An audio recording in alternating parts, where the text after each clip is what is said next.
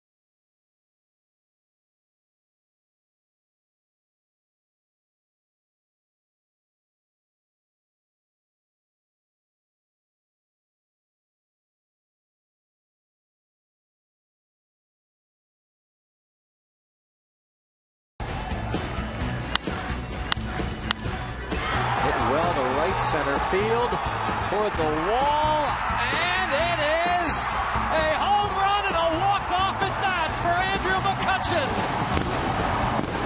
Raise the Jolly Roger, leading off the bottom of the 12th with a game winner.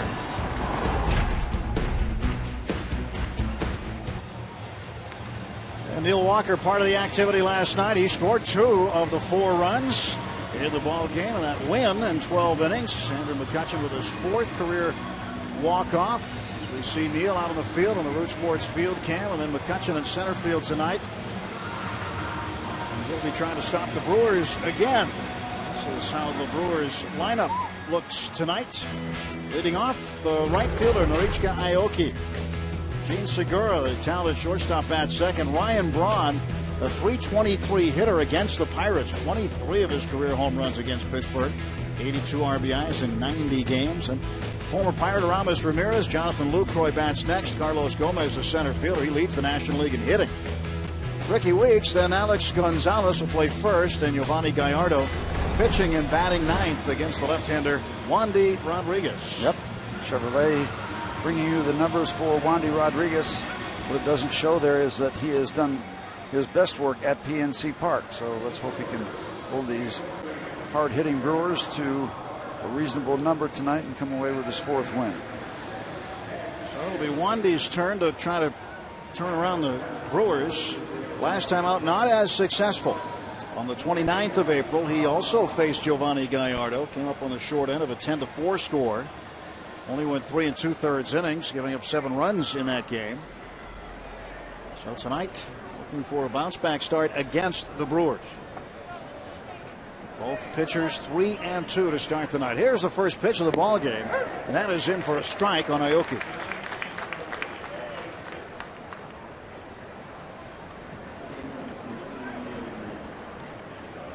Just a splendid night for a ball game.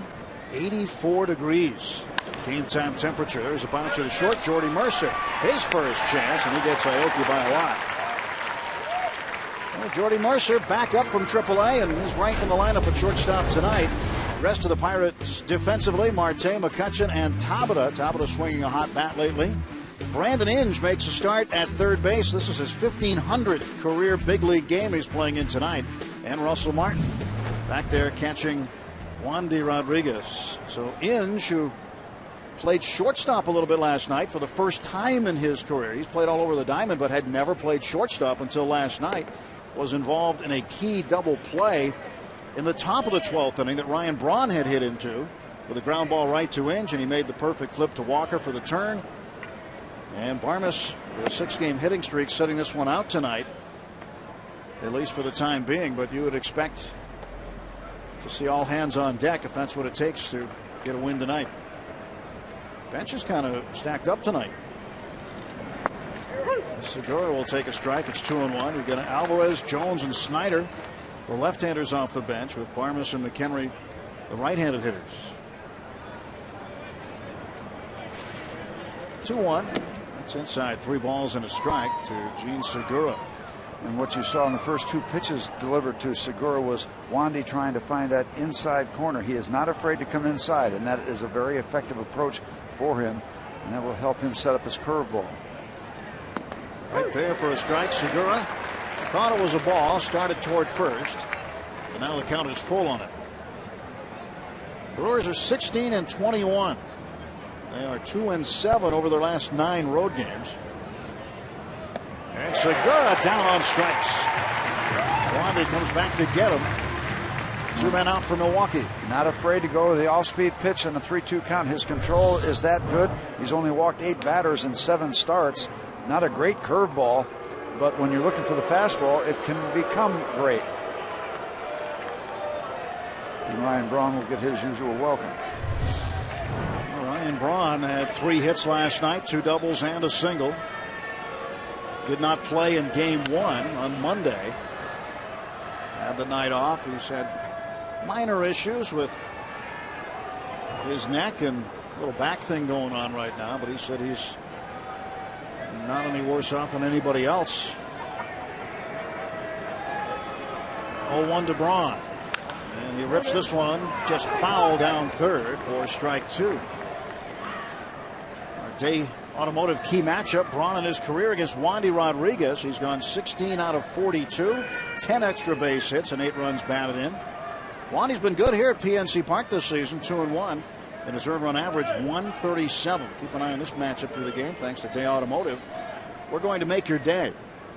Wandy Rodriguez, certainly no stranger to the Brewers. This is career start number 25 against Milwaukee. He's 8-10 in his first 24. 1 ball and 2 strikes. Ryan Braun, .315 average, 8 home runs.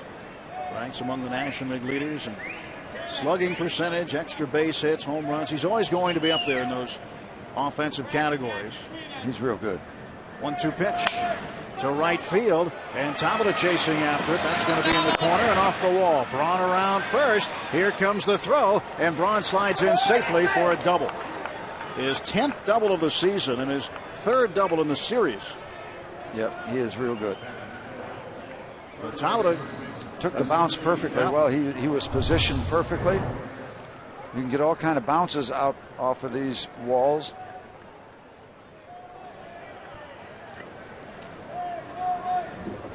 Right there, chest high, perfect opportunity to make a good strong throw, and he did, but among other things, Braun runs quite well. 2 men out now, and Braun the runner at second base. And the batter is Aramis Ramirez. 1 ball and no strikes to Ramirez. The very dangerous Aramis Ramirez missed some time, so he's probably still working on trying to find his timing back on a regular basis. But tonight is it's a hitter's night. Ramirez was 1 for 5 last night, had a base hit in his final at bat. There's 23 games with a sprained left knee. Suffered on the 5th of April while sliding in a game against the Arizona Diamondbacks. And came back from the 15-day DL on the 3rd of May. Perfect conditions. You got a wind blowing the flags out, going up the river, helping every ball in the air, and you got warm temperatures. 1-1. This one to right field and deep. Tabata right by the track. He's got it. A double by Braun, but the Brewers strand a base runner. No score after a half inning. Pirates coming to bat.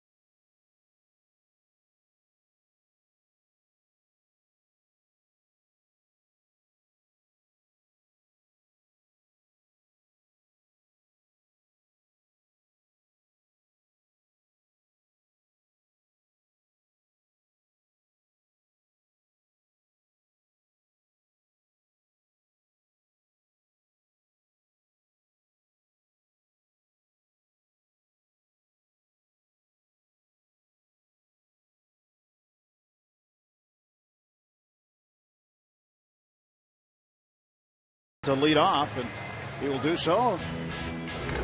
And following him will be Jose Tabata, Andrew McCutchen, and then Gabby Sanchez, who's had good numbers versus Giovanni Gallardo, 7 of 19, a couple of doubles and a home run. Neil Walker, the switch hitter, then Russell Martin, Brandon Inge, Jordy Mercer hitting 8th, and Wandy Rodriguez batting 9th against a pretty good hitting pitcher and a guy who has had good success against the Bucks, Giovanni Gallardo. He's 10-2 against the Pirates. Struggled a little bit in his last 2 starts, a combination of 10 innings pitched and 7 earned runs. Taking away an 0-1 record last 2 times out. Talking to some of the Milwaukee Brewer people about Gallardo, and said he has lost some velocity. He has been a stud for them. He has really been an excellent pitcher, but a little speed missing from his fastball this year. Check these records out. from 09, 10, 11, 12, 13 wins, 14 wins, 17 wins, and 16 wins. Remarkably consistent. Marte lifts this one foul down the right side. He'll make the seats. Gallardo, 27 years old, native of Mexico.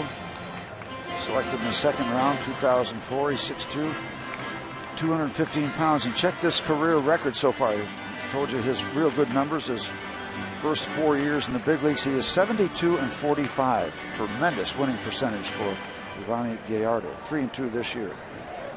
Career ERA of 3.68. 0-2 to Starling Marte, 3.14 hitter. Gallardo winds and delivers home. 1 ball and 2 strikes. Marte with 5 home runs and 17 runs batted in. He has 18 game opening hits this season, meaning 18 first inning hits. Hey there, you're an all-star. He keeps going like this. He laid off, and it's now 2-2. Well, one trend the Pirates were able to avoid tonight is allowing Milwaukee to score in the first inning. Milwaukee had been outscoring their opponents 34-9 in the first inning, but a 0 put up in the top of the first by Wandy. A strikeout for Gallardo as Marte is the first victim tonight. And Mr. Gallardo is a strikeout pitcher. Those 4 years we're talking about, over 200 strikeouts in each of his first 4 seasons. And Starling goes up for the fastball and comes down empty. See a little up, you can see Lucroy reaching in, so not only up but in a little bit in that good fastball area, good fastball for pitchers area. Jose Tabata, 294. Pair of home runs. He takes a strike. He has 10 hits in his last 18 at bats. Last night was 3 out of 5 with 2 doubles. A good road trip, good series in New York. And carried it over to the homestand. 1 ball and 1 strike to Jose. You see Gallardo trying to establish himself inside in on the hands of right-hand batters. You will see that approach from both of these pitchers. Right-hander Gallardo, lefty Wandy Rodriguez. Trying to protect their outside corner. Right there. I missed with that one, but saw the previous fastball inside, just missing. That slider just missing the other way. And that's what you have to do to protect the outside corner, because these guys will dive across the hitting area, across the strike zone, and take that good pitch away from you, and they'll do something with it. Wind in the 2-1. Bouncer toward the hole, backhanded by Segura. Goes on to first base. Alex Gonzalez able to hang on. 2 men out. The hero last night, Andrew McCutchen, walking to the plate. Tonight's Barrel Automotive League leaders stat, the Pirates career leaders in walk-off home runs. Ralph Kiner and Willie Stargell with 6. Then Andrew McCutchen and Roberto Clemente with 4 each. Richie Hebner, Dick Stewart also with 4. Barrel Automotive, we're driven to be better. That's some select company that Kutch is in now. And he's just getting started. Yeah, he hasn't been around all that long, relatively speaking. This is just be his 4th full season this year. Looks like he got all of the shaving cream pie out of his hair that A.J. Burnett delivered last night after the game. Very well thought out presentation by A.J. Put it on a towel and smeared it all over. There you go. Yes, says first base umpire Bill Walke. Unpopular call around PNC Park. Any call against Andrew is. Yeah, you'll get that call a good bit of the time. 1-1 to Kutch. Kutch told me the pitch he hit last night, fastball low and away. And I talked to him about hitting with the shift on. And we see the shift here that Milwaukee has employed. He told me that he had never really hit into a shift like this until Milwaukee started doing it. He said the Cubs do it a little bit now. And the influence there, Dale Swain, the former Milwaukee coach and interim manager, who's now managing the Cubs. But you see 3 infielders on the left side, 1 on the right. And Kutch told me that you can't let it get in your head. You just have to go up there and do what you normally do, even though there's space on the opposite side of the field. Yeah, don't try to beat it. You know, there's a reason that they're doing it. And if you fall into the trap of trying to beat it, Well, you're thinking too much. He said he does like the pitches away, though, when they put the shift on, which would be a mistake pitch, you'd have to think, because that gives him an opportunity to hit the ball where it's pitched and go to the opposite side of the shift. That one just a little low, Steve? Just a little bit, the old 55-footer. Full count to McCutchen, 3-2 the count. McCutchen with 13 career home runs against the Brewers. That's the most home runs he's hit against any other team. And this one is ripped right into the glove of Ramirez at third base. So McCutchen still hitting him hard, but hit it right at Ramirez. 1 inning done, no score.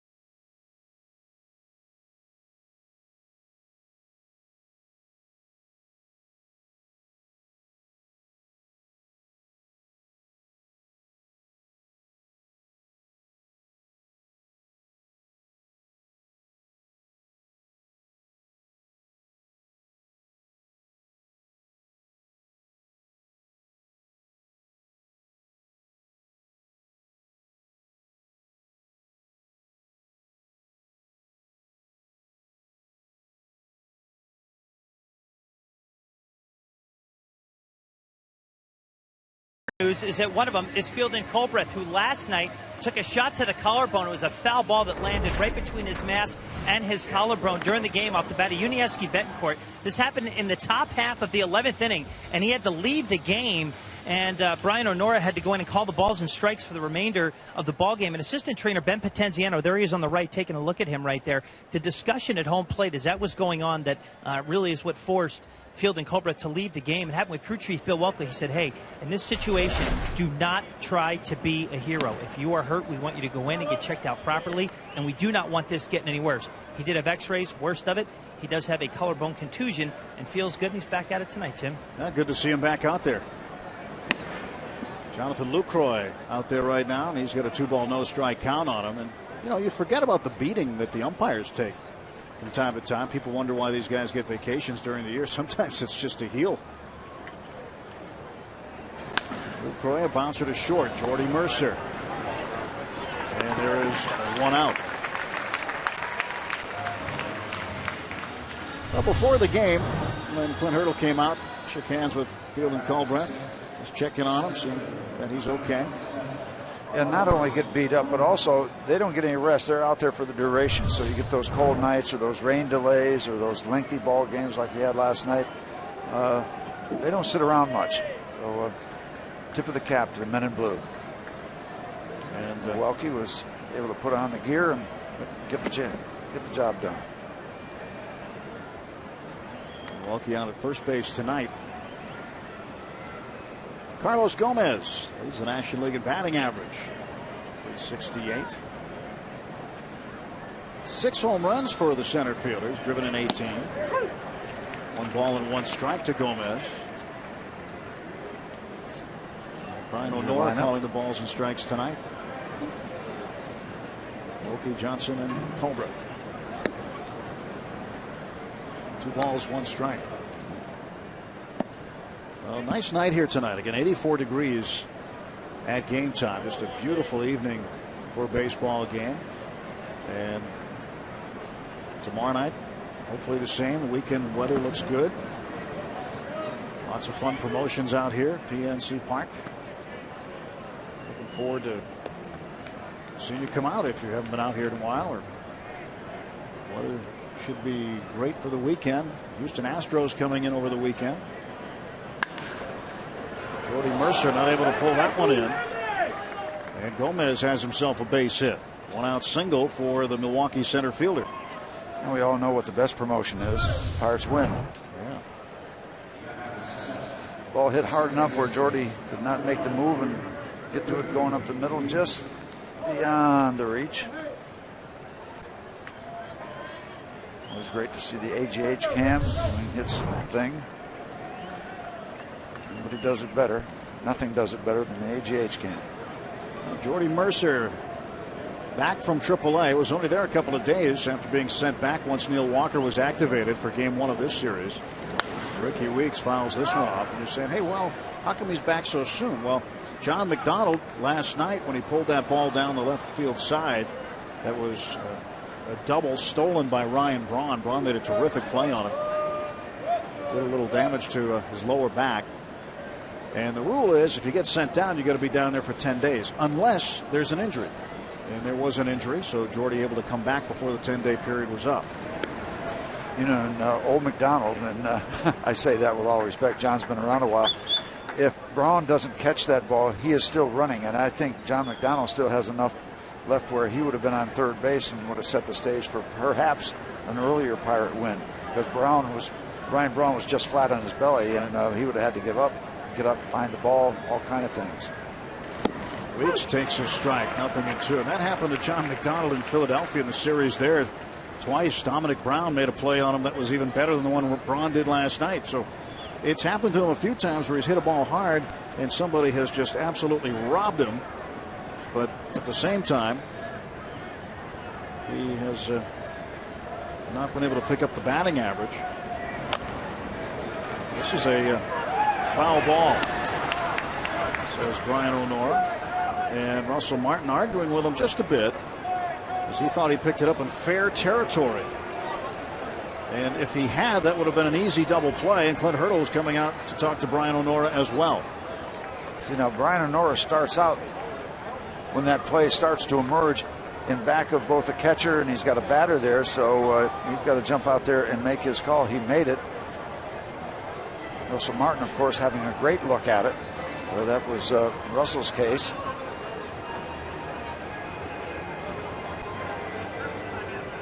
Well, the argument's done. Now we'll get a look. The bounce.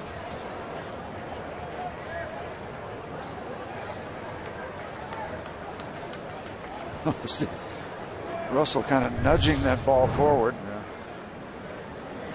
Yeah. 0-2 is fouled back.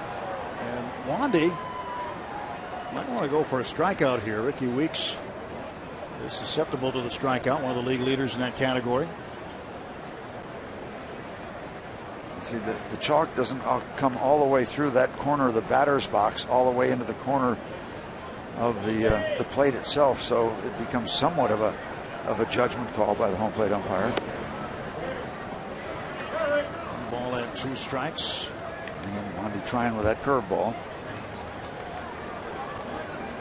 Well, Gomez can run a little bit. He has 8 stolen bases, but against the lefties, the Brewers will figure to run fewer than they will against the right-handers. They took 6 stolen bases with A.J. Burnett on the mound in Game 1 Monday. And with Russell Martin throwing Braun out early, that sets a tone. You've got a combination of an early good throw and an out at second base, and slow him down a bit.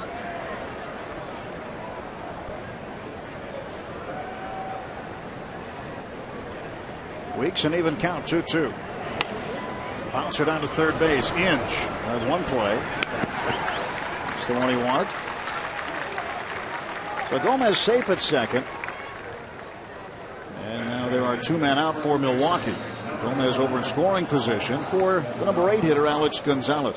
And don't think about working around him to get to the pitcher, because the pitcher's a pretty good hitter. Well, Gonzalez getting a chance to play other positions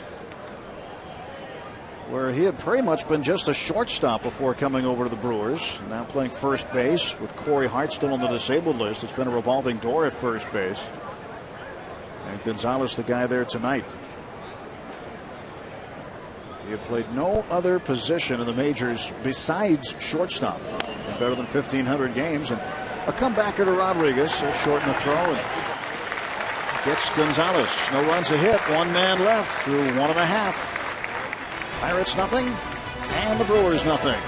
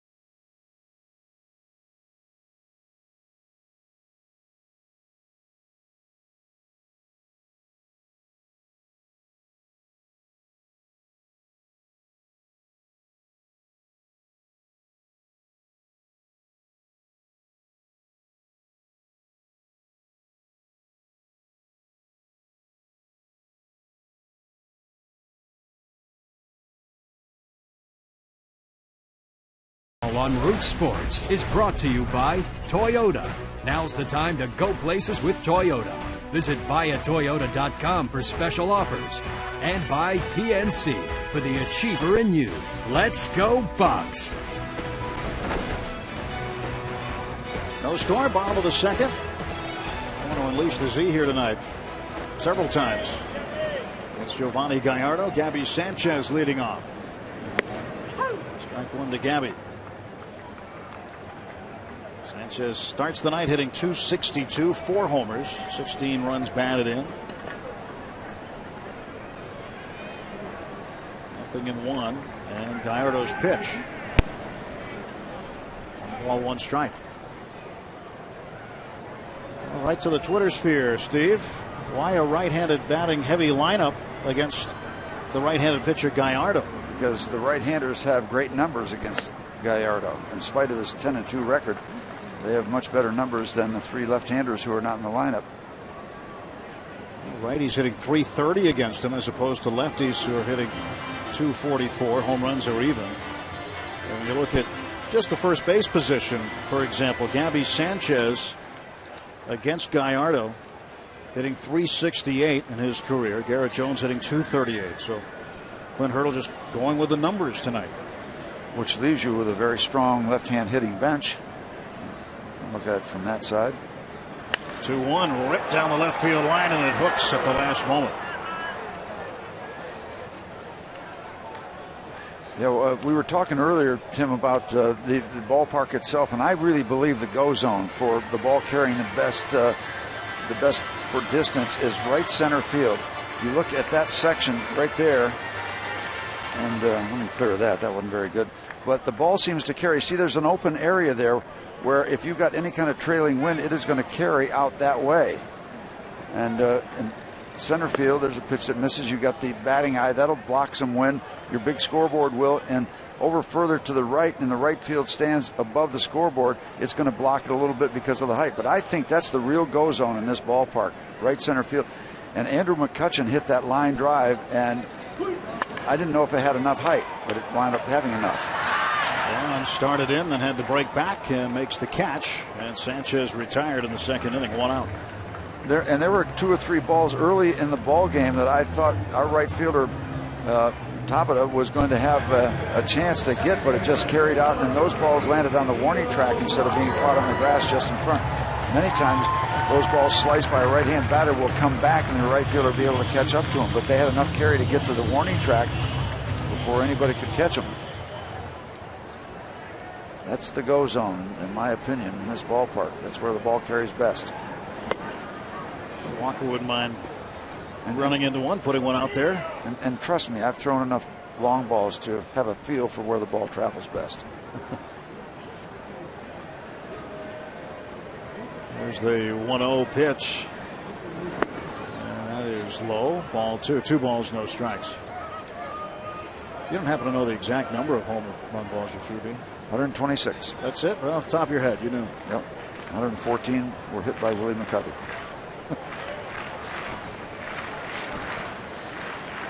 2-0 pitch is fouled off. Santo and Banks, I think, took care of. Yeah. Or Santo and Billy Williams. Billy Williams. Well, Banks got a couple too. He's around when I was playing. I'm being told you shortchanged yourself by 2. 128 was the number.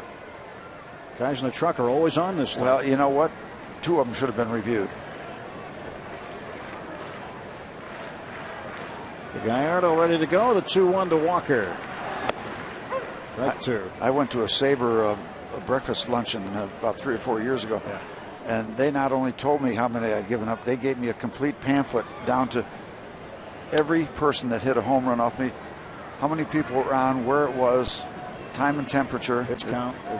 It was all there. Walker, a comebacker. 2 Pirates are out in the second. The Walker's out, and Russell Martin will be the hitter. Now to face Gallardo. A breath of fresh air last night for the Pirates to have Russell in there with the bat and with the arm. Russell had a pair of doubles, including an RBI double, scoring Walker all the way from first base in the 8th inning. Hit it down the left field line, and Walker was sent on a play that was an aggressive baseball play, really, because you don't know how the throw is going to be. And the relay throw from Segura sailed high, and Rick Sofield, who was at third base the next few days, made the decision to send him. Yeah, we got very fortunate because Neal was going to be out by about 10 or 15 feet on an accurate throw. But, you know, in the big picture, there's not a high percentage of outs at home plate from throws from the outfield. It's just the math part of it. Nick Leyva, the regular third base coach. And I don't want anybody to look that up either. I don't want any research on that. Nick Leyva tending to some family business. And Sofield coaching at third. Dave Joust coaching over at first base. Joust normally on the bench with Clint Hurdle during the games. 1-2 pitch. Now the count even. Gallardo has given up 4.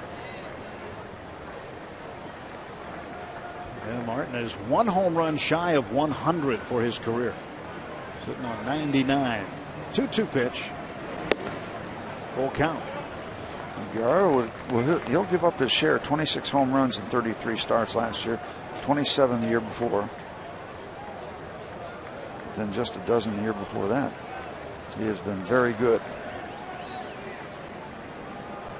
3 balls, 2 strikes. Here comes the payoff. Ball 4. And the Bucks with a base runner. They're first to the ball game. You know, when you talk about Gallardo, 3-2 this year with a 4.70 ERA. If he didn't have to face the Cardinals, he'd be much better.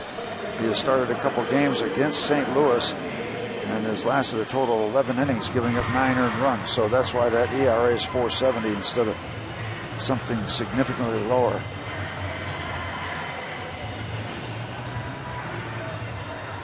There's Brandon Inge.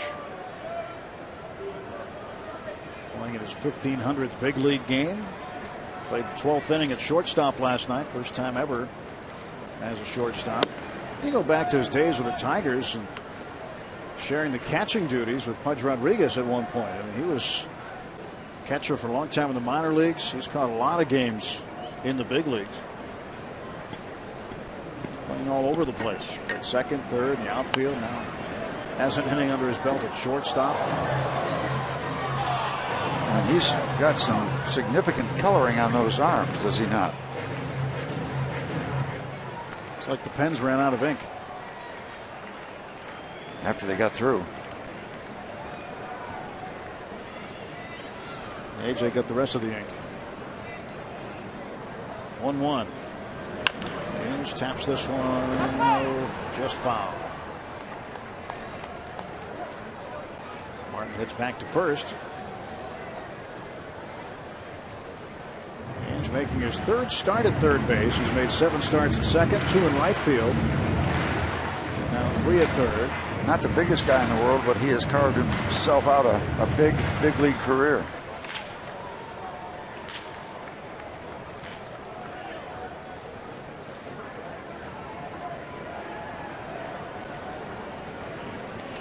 Here's the throw to first, and Martin dives back. I've never been sarcastic about tattoos and those kind of things because they might have some significant meaning for a family member or relationships. So they're there, and that's what it is. What it is. Inge is out on strikes. So Inge is rung up on strikes, couldn't hold the check swing. Brian O'Nora calls him out. No runs, no hits, 1 left. We'll head to the third, scoreless.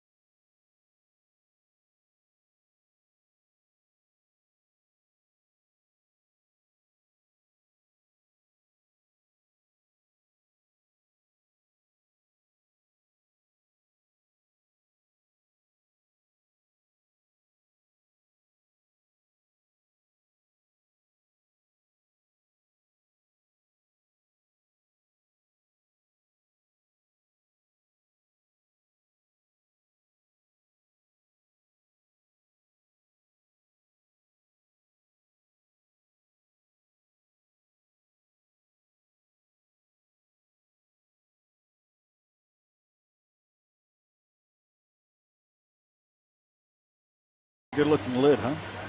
Yeah, that's a lid right there. Well, we take a look back to the last time Wandy Rodriguez and Giovanni Gallardo met, just like Steve Blass used to do. A home run for Gallardo. That was his 12th career home run, his 4th one against the Pirates. But Gallardo, pretty good hitting pitcher. Now they're getting set to get reunited as Gallardo will lead off in the top of the 3rd inning. Yep, got 2 so far this year. 1 more than you just saw. Well, you might remember the game in 2009. It was a midweek game, a Wednesday afternoon getaway day game. It was Ian Snell for the Pirates pitching against Giovanni Gallardo. The Brewers would win that game 1-0 on a solo home run by Gallardo. Just one of 3 pitchers ever to win a game that way in big league history. That's one of the oldest cliches in the game. Shut him out and hit a home run. Well, he took it literally that day, 5 seasons ago. Quickly 0-2. And on a night that looks like a night for hitting, so far we're having a lot of pitching.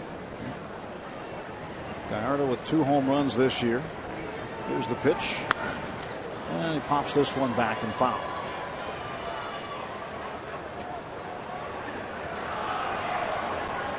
Gallardo, a lifetime 208 hitter.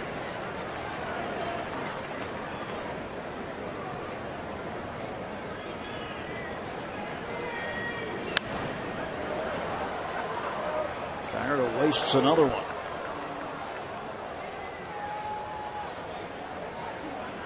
Wandy, once he gets the ball back, works a little quicker than most.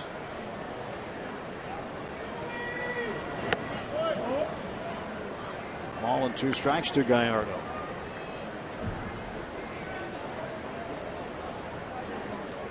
Remember that game where they faced each other? It was a 10-4 Brewers win. There's a foul tip into the glove of Martin for strike 3. Second strikeout for Wandy tonight. This Saturday, the Pirates will be hosting Wandy's old team, the Houston Astros, at 7:05. First 25,000 fans take home an A.J. Burnett replica camo jersey bobblehead thanks to Xfinity. Plus, get to the game early for Team Photo Fest. Fans get to pose with their favorite players on the field. For tickets, go to Pirates.com. And when you come to the Photo Fest, enter at the Trip Total Media home plate gate starting at 4 o'clock.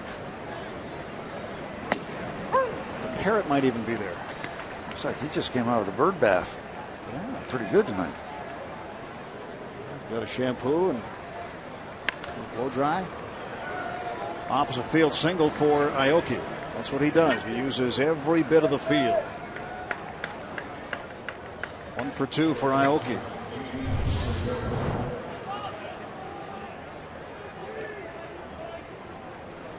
Like a running back, cut and slash. Slice and dice. He's hit Wandy Rodriguez pretty well. He's now 5 for 14 against him. Gene Segura with 1 out. Inge playing even at third. And Segura pokes it into the second deck on the first base side. Segura's been doing it both offensively and defensively. You see the offensive numbers. Defensively, he made a great play on Clint Barmas last night. Allowed a run to score on the play, but saved another when he took one away up the middle.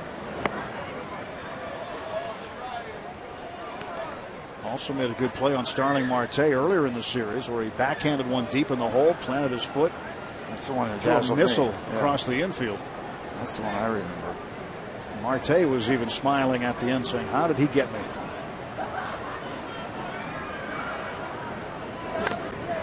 Two strikes on Segura. Well, these Brewers are ranked, I think, what, 4th in team batting average in the National League, somewhere in that category. So they have had that reputation for years. They continue to hit the ball all over the place. And for the most part, they don't get shortchanged on their swings. They're going for lift and separate. Aoki at first. 1 out. 1-2 pitch. Segura takes a call, third strike. I knew it. Second time he's got.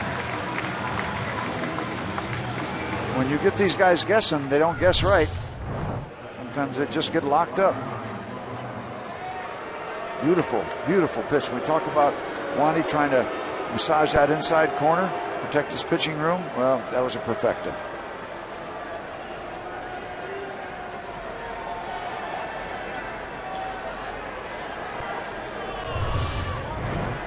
Ryan Braun hearing it from the fans, and if you think that bothers him one bit, you're wrong. 1 for 1 tonight for Braun with a double. 328 homers, and already got 26 runs batted in. 210 career home runs. He is 2 behind Jeff Jenkins on the all-time Brewers list. Pitch inside again. Robin Yount, 251. Prince Fielder, 230. Jeff Jenkins, 212. And then there's Ryan Braun. He passed Gorman Thomas this year. Thomas had 208 as a member of the Brewers in the American League days. Robin Yount also in the American League days.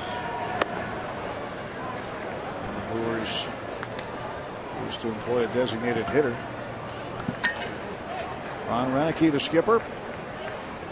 And I'll be honest with you, Tim. Last night I was uncomfortable with the hollering from the Pirate fans about the subject. We all know the story with Ryan Braun. That did not have a good feel for me. I was crazy about hearing all that.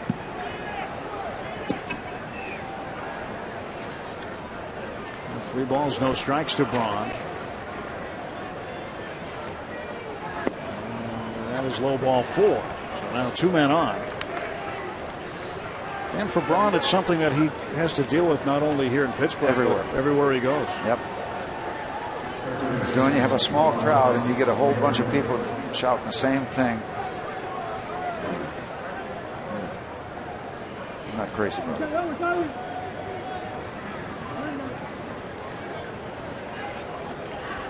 Aramis Ramirez, the batter. 2 on, 2 out. First real threat for the Brewers. They did get Gomez to second base in the second inning, and Braun was at second in the first. But now 2 men on, with Aoki at second and Braun behind him at first base. Infield playing back, Walker up the middle.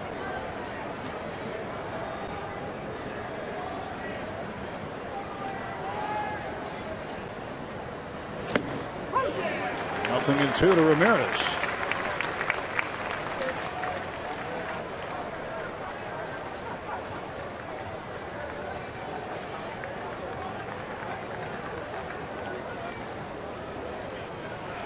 No balls and 2 strikes. See if you can make him chase now. This is a very dangerous hitter, but certainly Wandy has the advantage right now. Stay out of the middle of the plate. Went inside on him. That's where he's been throwing him, and that time a little too far inside. That protects the outer part of the plate. Now, if he wants to go outside, maybe Aramis Ramirez would be a little hesitant to go out there and cheat and dive out and take that pitch on the outside corner, which would be a good pitcher's pitch, away from Wandy. Because if he does dive out there, he can do a lot of damage. That inside fastball helps against that.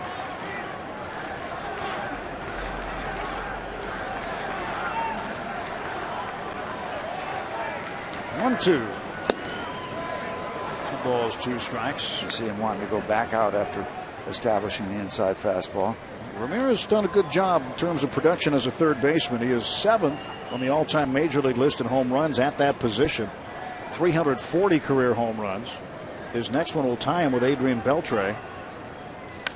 And this one belted to left field. Marte on the run. He makes the catch. Starling Marte. Pretty good defensive play, and the Brewers strand 2 men. Wandy putting up 0 so far.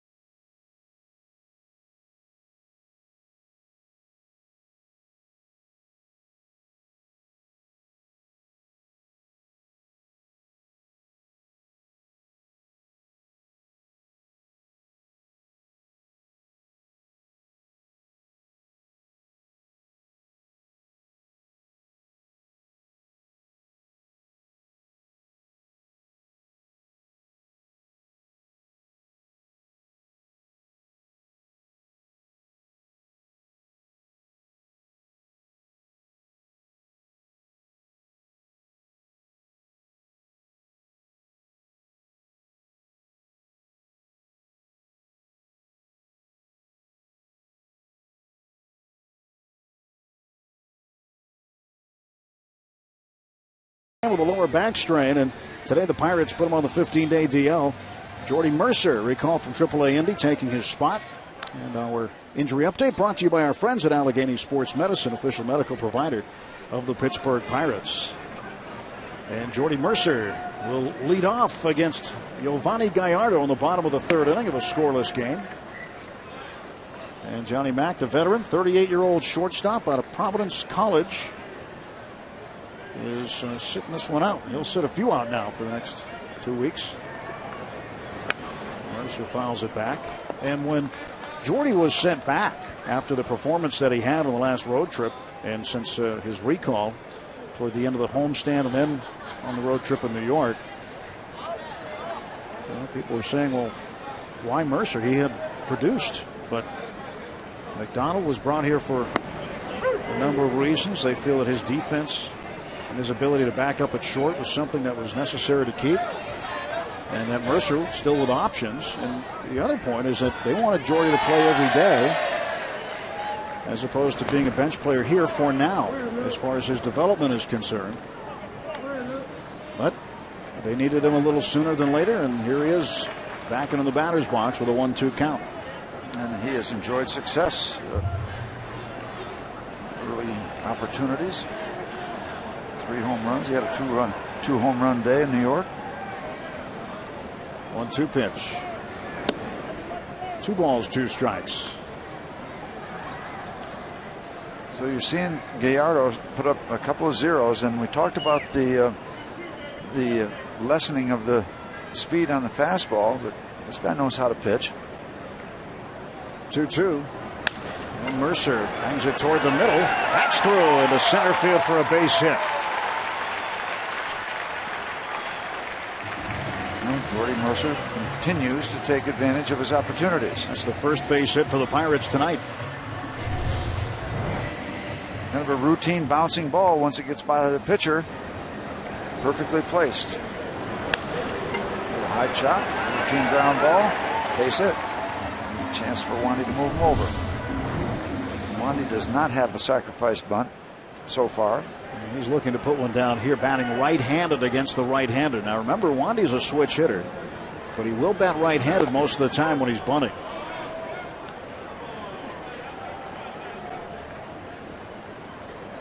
No balls and 1 strike. Wandy 2 for 16. One of those hits came as a pinch hitter. The game in St. Louis.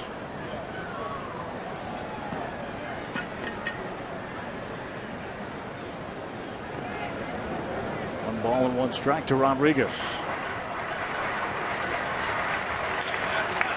I don't know why he turns around to bunt right-handed. Do we know any reason? You know, because usually pitchers will go the other way to protect the pitching arm and have that in back of himself. So if he gets hit with a pitch, it's on the non-throwing arm. So I don't know what this is all about. He's just done that. I've seen him go up there left-handed against a righty and attempt to bunt too. But last year in Houston, we were told that's the way he does it. And he does it right here. 1-4 goes the put-out, sacrifice, and Mercer into scoring position with 1 man out. It's a Free Shirt Friday when the Astros come to town.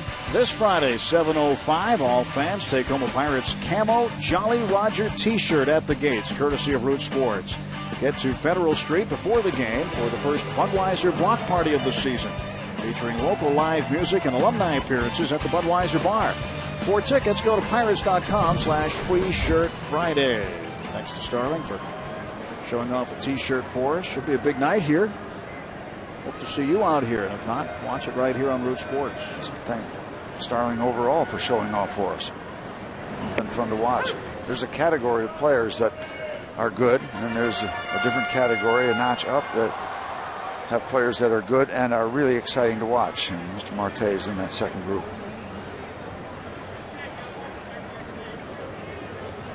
Hitting .306 with runners on base. And he shows bunt. Now, Pirates last night, the night that we'll remember, and they'd like to forget it in terms of batting with runners in scoring position, they were 0 for 15. And you can't win a ball game when that happens, but they did, and they've done it before. They have 50 seasons ago in 1964. But the last team to go at least 0 for 15 with runners in scoring position and win a game Got to go back to 2008 on the 24th of August. The Colorado Rockies beat the Reds, and get this, Steve. Same scores last night, 4-3. Same number of innings last night, 12. Well, it takes a while to lead 15 on. Yeah, Rockies were 0 for 16 in that game.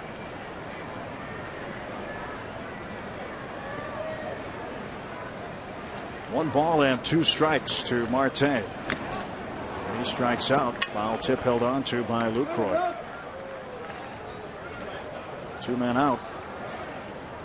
That'll bring up Jose Tabata. Fastball upstairs.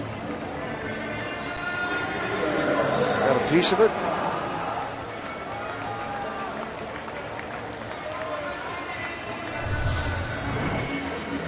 Jordy Mercer, a leadoff base hit at second base, and Tabata trying to bring him in. Jose's 0 for 1.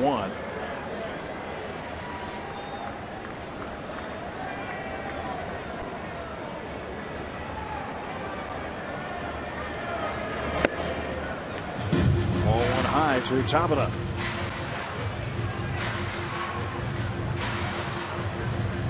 Summer-like night here, Steve. Oh yeah, the boats are starting to load up. It's that time of year. Some more and more recreational boats out there too. 2 balls and no strikes.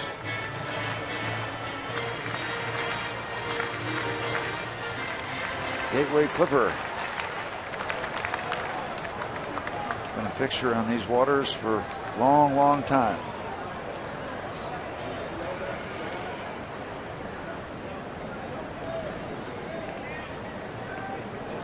Well, it's 3 balls and no strikes. There's your recreational boat. That thing can probably that's get fast. up and down the river a little bit. That dog's going to enjoy the ride too. They call those fast boats like that the cigar boats. Cigarette boat. Cigarette boat. Something you smoke. Yep. Pipe boat. Smoke on the water. Deep purple. Ball 4. Pirates with 2 on and 2 out. And Andrew McCutchen trying to do some 2-out damage. Second walk issued by Gallardo tonight. McCutchen could not have hit the ball much harder than he did to Aramis Ramirez first time up. Rocket.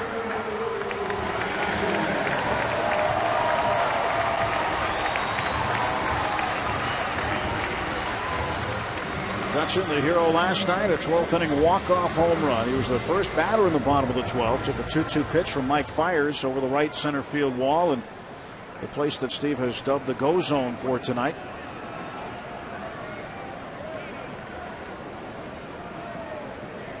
Runners off first and second. McCutchen has had more home runs against the Brewers than any other team. 13 of them.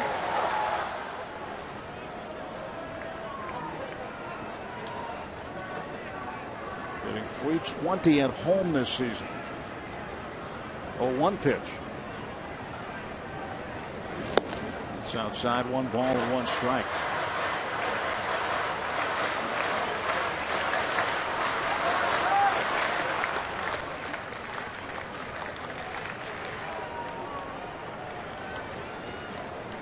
McCutchen awaiting the 1-1 from Gallardo. Ooh. Excuse me, strike. Go back to last night and watch where this ball leaves the ballpark. That's not easy to do. Down and away. And you ride it far enough to get it over that Xfinity sign. And the party's on. 4th career walk-off for McCutchen.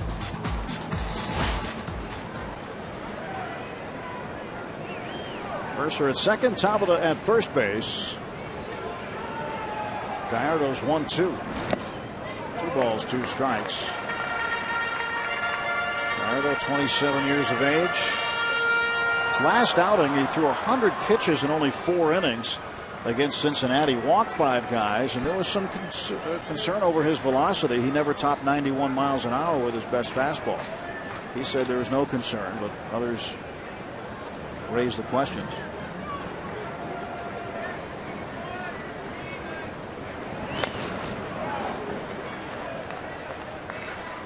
This year, Gallardo 3-2, but in the games that he starts, the Brewers are an even 4-4.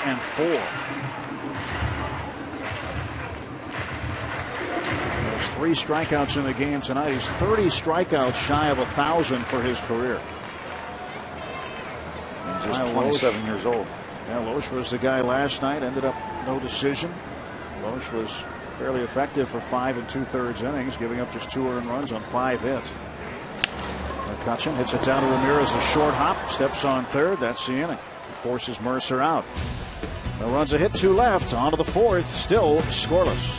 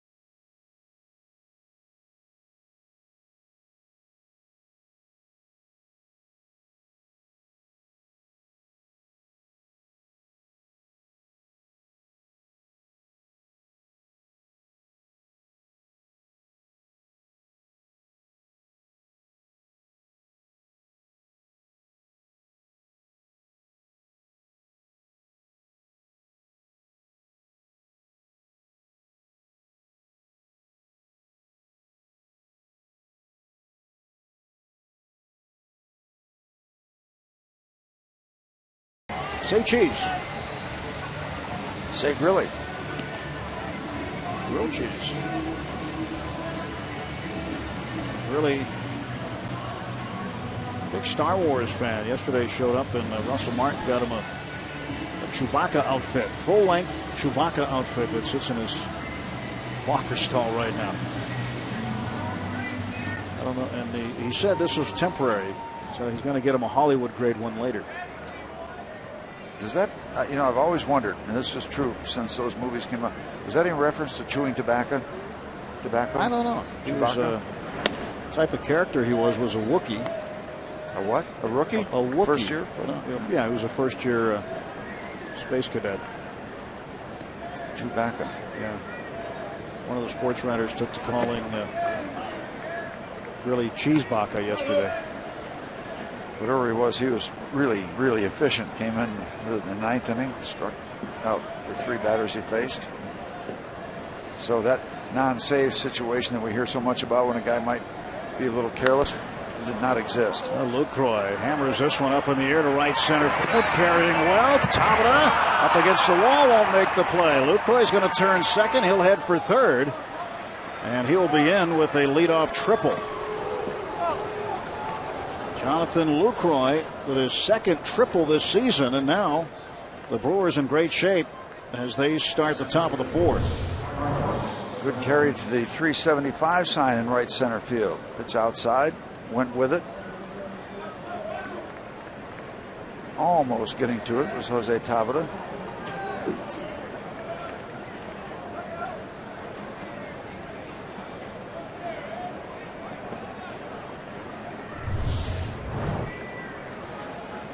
So now Waddy's going to have to do some pitching. Corners are in.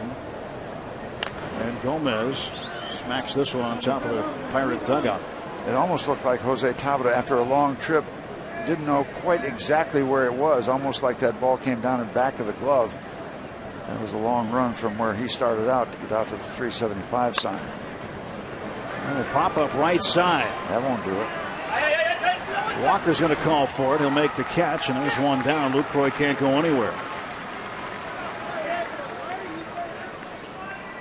check in with Robbie. He's with a special guest. A very special guest. Penguins coach Dan Bylsma sitting here watching some baseball on the day between games here. Dan, what kind of relief is this between all the preparation, the practice, the intensity of the playoffs? What does this do for you to sit back for a couple hours and watch some baseball?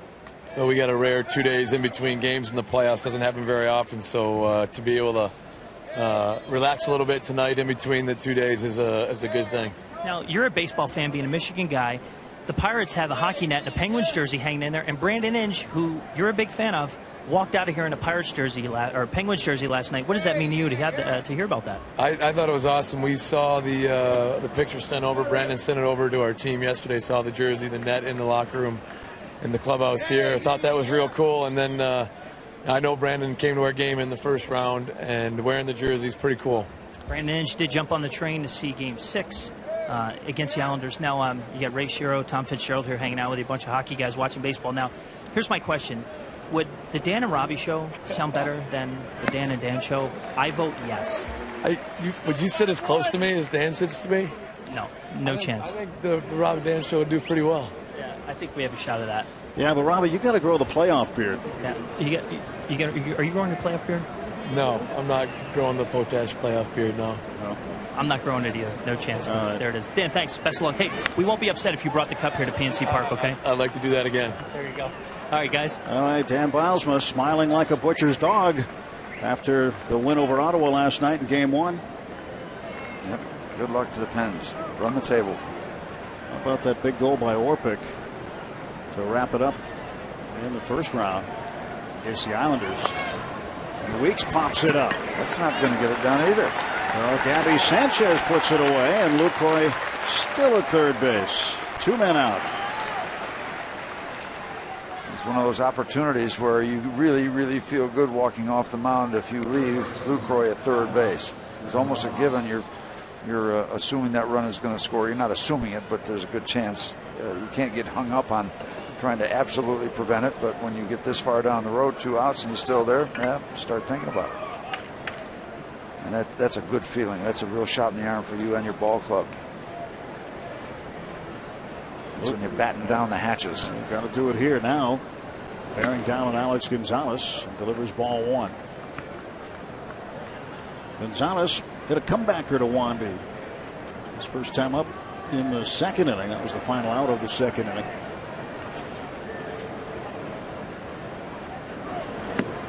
Strike called, 1-1.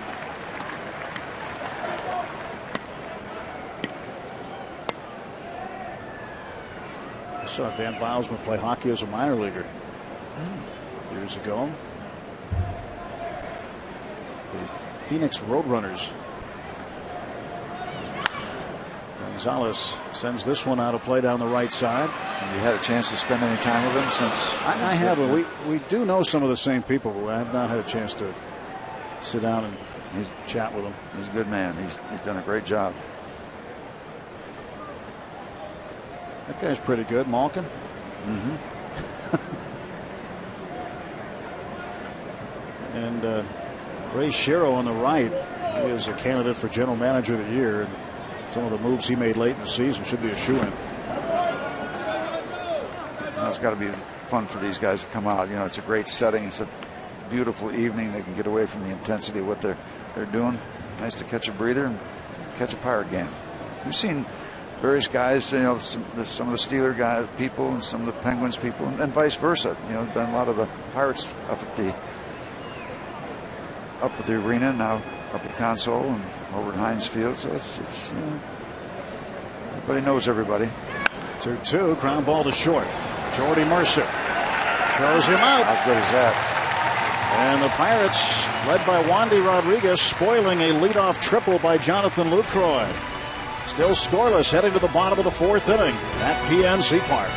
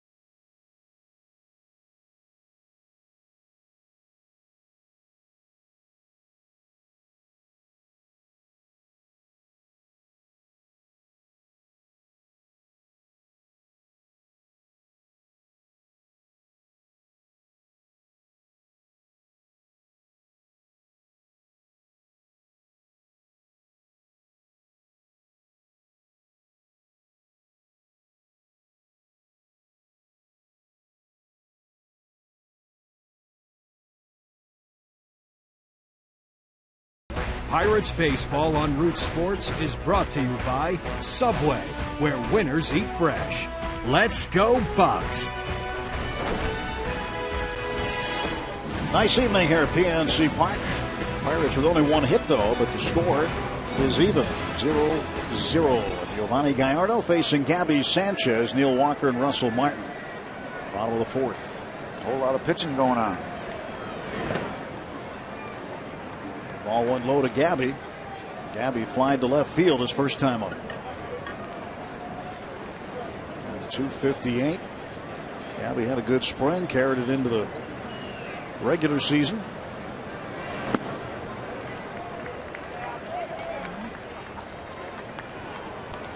One ball, one strike. Sanchez in the cleanup spot, hitting .333 when batting fourth. He's 15 out of 45, 3 home runs and 4 doubles. 12 of his 16 runs batted in have come from the cleanup spot.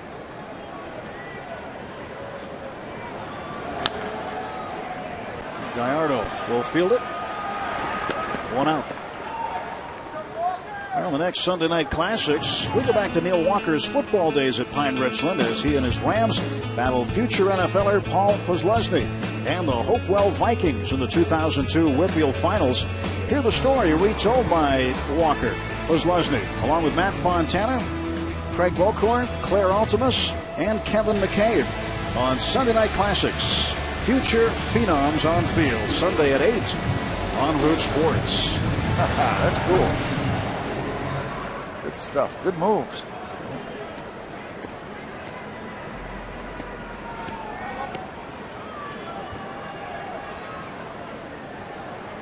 Walker waiting for the first pitch. Here it comes. Takes outside. Walker, a big Pens fan. He goes to the games when he can. You grew up in Pittsburgh. You're a Pirates, Steeler, Pens fan. Big Steeler fan. Living the dream, playing for his hometown team. You know, back in the day, Tim, before the North Hills exploded, all the professional athletes lived out in the South Hills. So we would see a lot of each other. And there was a couple of watering holes on Banksville Road where we would exchange some stories on occasion. I find that hard to believe. This one well hit to left field. Braun drifting back, still going back, and on the base of the warning track will make the catch. A lot of carry on the ball, hit to the outfield. Balls hit to the outfield tonight, but nothing over the fence so far. So you were saying about those watering holes? Yeah, you know, if traffic was bad, or you know, when we were playing during the summer, those guys would be off, so they'd be working out. So you know, we'd hook up with them along the way, and on occasion during the football season, when we'd see them during the course of the week. When we were off, we had nothing to do, and they, after their workouts, making their way out to the South Hills area. And, did a lot of appearances together and banquets and charity stuff. It was a pretty neat fraternity back in the day. See a lot of Andy Russell and Ray Mansfield and guys. Boy, what a play by Segura. Martin hit a rocket down to him, and Segura hung with it. Pirates gone in order in the fourth. On to the fifth. Still zeros on the board.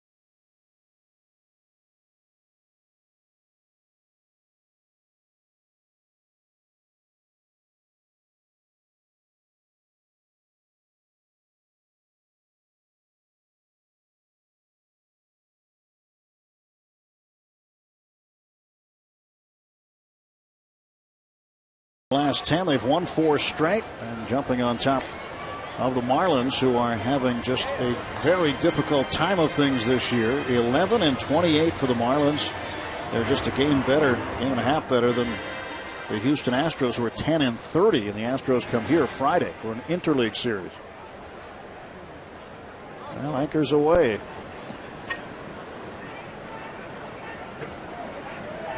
I don't know. Gallardo takes the ball up high. He's weighing anchor there. And just waiting for a home run ball, maybe. Kind of a neat thing happened last night. Tim wandering around the hallways after the ball game, and there's a guy looking up at some of the team pictures that adorn the walls. There's a ball hit to right center field, but slicing back to Jose. And a fellow looking at the portrait of the '66 Pittsburgh Pirate team. It was Matty Alou's son. Is that right? The late Matty Alou, and Matty was there in that team photo. Well, that hat. That's a nice looking hat. That is very stylish. #1 hat so far that we've seen, and the whole outfit. That's a Pirate fan. Dressed for success tonight. Mateo Rojas Alou, batting champion in the National League, mid-60s, one of those years. Wanted to face Norichika Aoki. Aoki is 1 for 2. Now he is 2 for 3. Tell you what, this guy can flat out hit.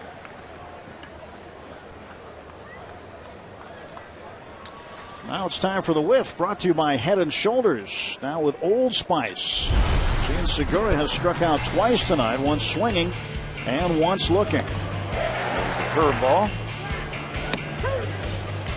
There's the fastball that everybody knew was a strike.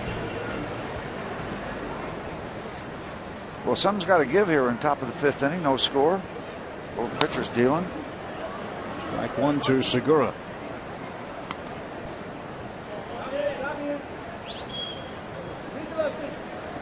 Documenting how much Wandy Rodriguez likes pitching in this ballpark. Well, he's proving it.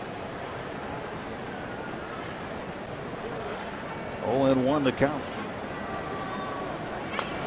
Now it's 0-2. And Wandy, when he throws his curveball, uses the same grip that we saw from Jeff Locke, A.J. Burnett, James McDonald. He's got that knuckle. We talked about it a little bit, that knuckle curve, that spike curve.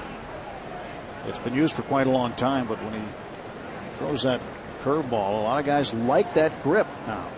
That's come back into fashion. For a while, you never heard much about that. And a bouncer to third base. Inch to Walker. Got him. There you go. Around the horn, double play to end the inning.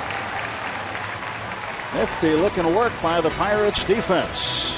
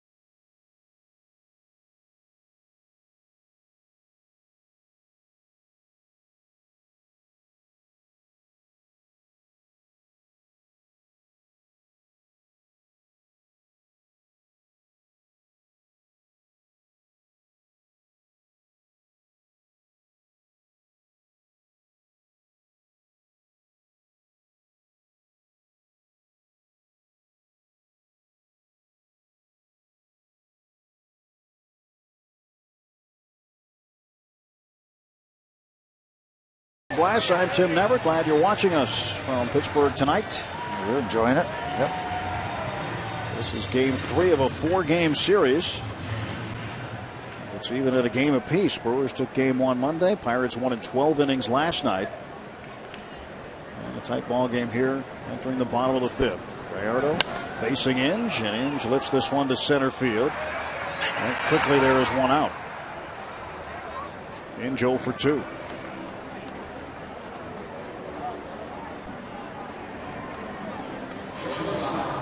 Well, if you like pitching, you're having a good time. And we get some shots, a lot of crowd shots, seeing the Pirate fans. It's always great to see the families, the moms and dads and kids. It always seems to be a fun outing. Everybody seems to be having a good time. That's why we're all here, I guess. Jordy Mercer, the batter. Mercer takes a strike. He's 1 for 1. Base hit in the 3rd inning.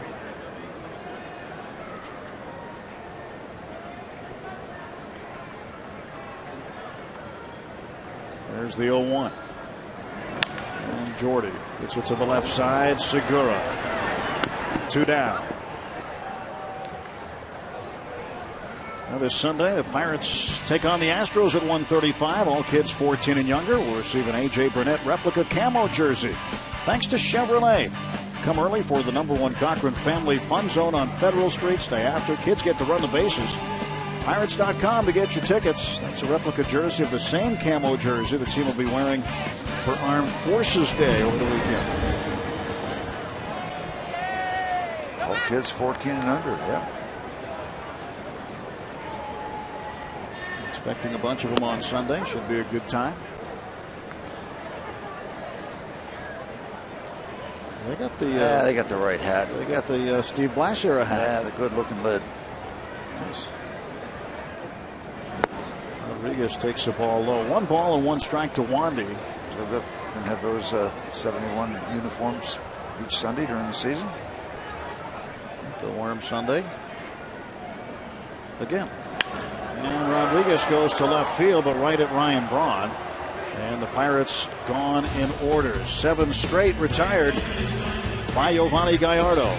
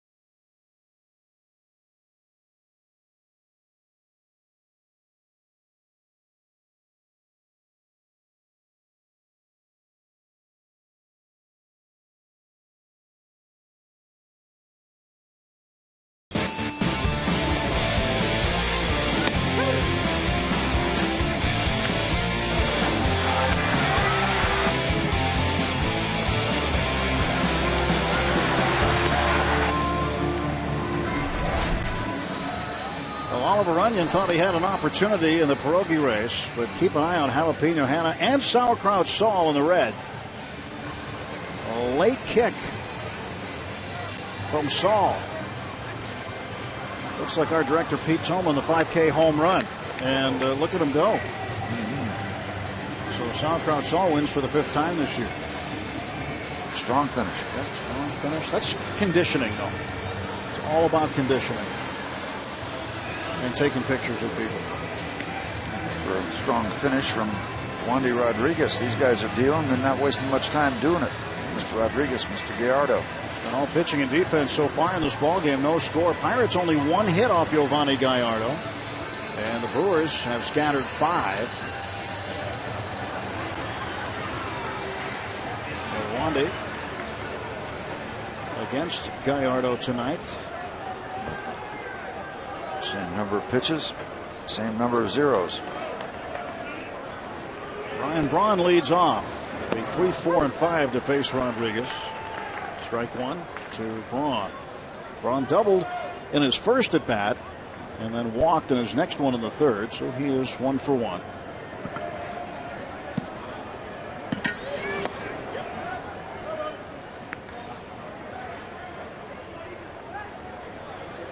You got that very familiar high initial position of the bat, and then it'll come down. It drops down, and he's ready to go.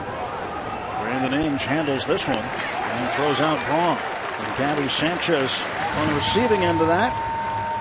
College teammates with Braun at Miami. Mr. Sanchez there, and Mr. Inge handling things very nicely defensively at third base. Started that nice double play, and then just to be involved in the first out here in the 6th inning. Scoreless ball game.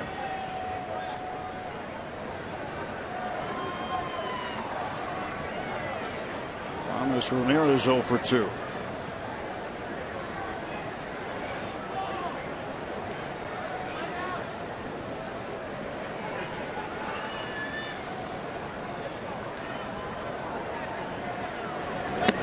Pitch up high for a ball. Ramirez needs 27 more hits for 2,000 in his career. He'll get that this season. It'll take him that long to do it. Pops this one up to McCutchen. 2 gone for Milwaukee in the top of the 6th. Well, like us on Facebook at Root Sports Pit for team news, special giveaways, and behind-the-scenes looks at your favorite teams. Join the conversation on Facebook today. Tell us how you root for your Buccos. Maybe like that.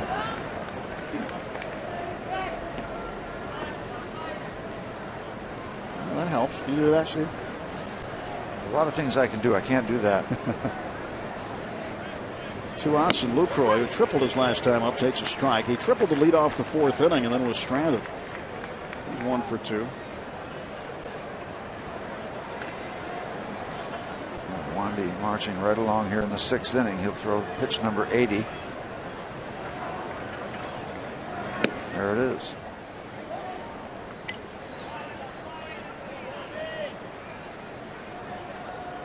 You can tweet us also. That would be on Twitter. Root Sports Pit, at Root Sports Pit, and use the hashtag BucksBooth to get it directly to us. Fouled off down the right side. Wandy had his finest hour as a Pirate so far. The April 19th game against Atlanta, where he went 7 innings and just gave up that 1 hit. Just dazzling performance. 81 pitches for Wandy. 52 for strikes. 1-2 to Lucroy. Just to tell you how good he was that night. That's pitch number 83. Well, in his 7 innings, he threw a total of 82. And he was just so tidy. Ray Surge happy with that performance, and so far has to be satisfied with what he's seen tonight. He'd be delighted. 2-2. Got him swinging. That is strikeout number 4 for Wandy Rodriguez. And he retires the side in order. We'll head to the bottom of the 6th when we come back to PNC Park.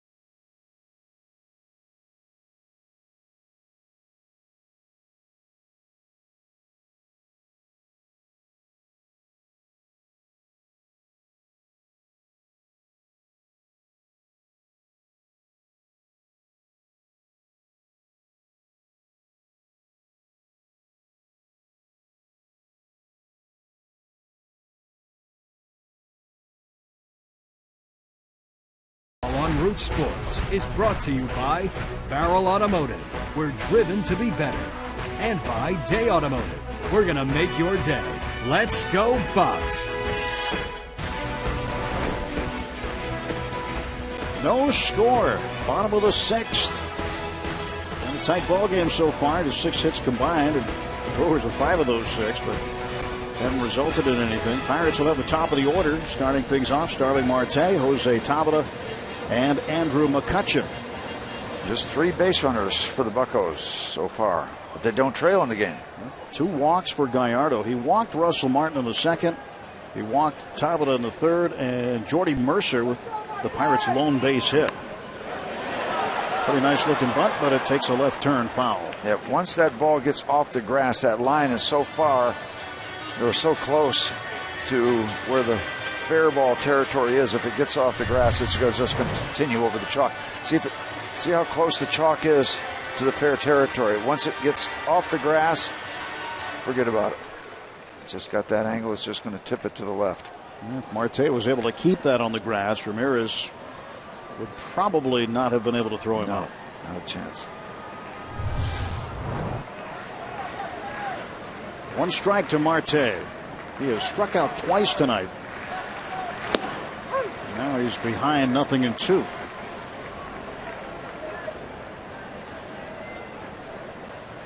Yep, just 3 base runners, but they don't trail in the game. And I'll tell you, I'm firmly convinced that if the other team doesn't score, we got a really good chance to win. To the right center field gap. Marte's thinking too. He's headed that way. And Marte is in with a stand-up double to lead off the inning. An 0-2 pitch. Liking that good piece of hitting by Starling Marte.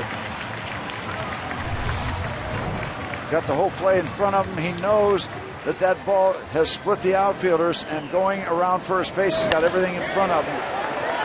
He's looking. He's at first base now. He's still looking, and he knows and thinks he can cruise in. I would have rather seen him slide, but he's there.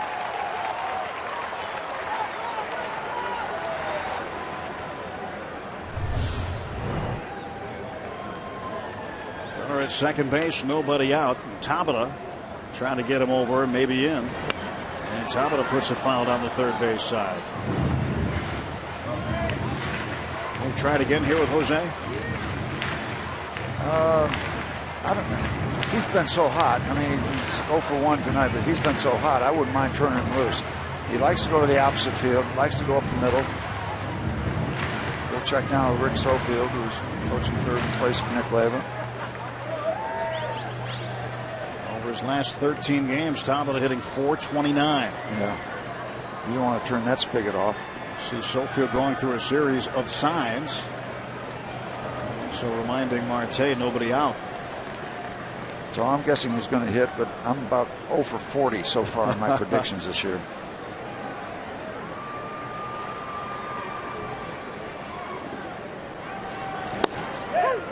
He takes a strike. So he wasn't bunting, but he's behind 0-2 as Gallardo made a good pitch. Yep, 1 for 41. First time for everyone, Steve.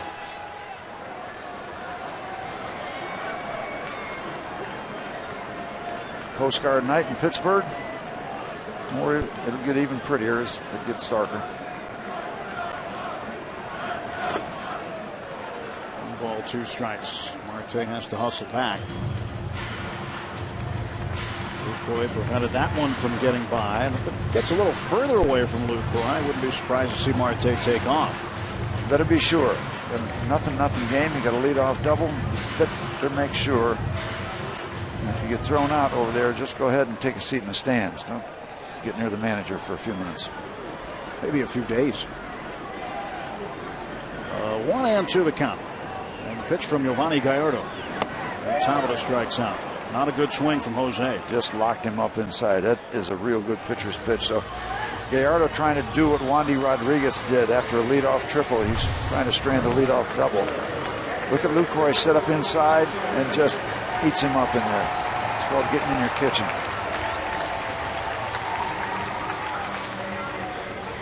That's one of those where the hitter says yes, yes, yes, and at the last second, no. No, it's too late.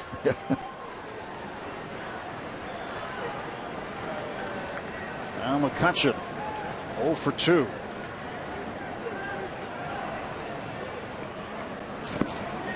There it does get away and down to third. Marte.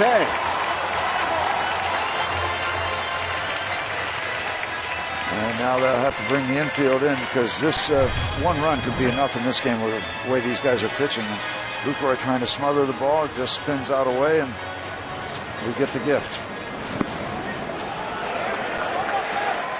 A wild pitch for Gallardo.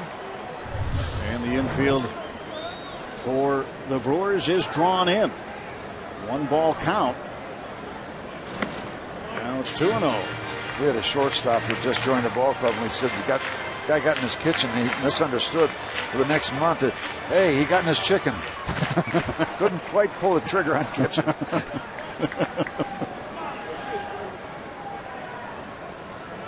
That'd be something to see. 2-0. 3-0. So being very careful with McCutchen here. And with 1 out, Brewers might be content to walk McCutchen with the intentional, unintentional walk, and set up a forced play in the middle. Face Sanchez instead. And that's what they did. So they stayed away from Kutch and walked him on 4 pitches. Intentional, unintentional walk. Talk things over on the infield, except for Alex Gonzalez, not invited to the conference, the seminar. They want to figure out what they're going to do. They want to get the middle people involved and know what they're going to do if Andrew takes off from, or Tabata, and McCutchen, where am I? Sorry. Yeah, in case he takes off, whoever he is from first base.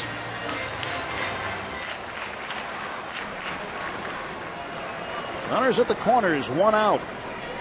Pirates threatening in the bottom of the 6th inning. McCutchen off of first, Gallardo stretch, and the pitch to Gabby Sanchez coming. Ball 1 low. That time Lucroy came up with a nice block, kept it right in front of him to keep McCutchen at first. And that's one thing that the Brewers want to do, is make sure they keep that forced play at second base intact. Want to have it in order so that if Sanchez hits a ground ball, they got a chance to get out of the inning. But you don't want to run into a second out either. Nope.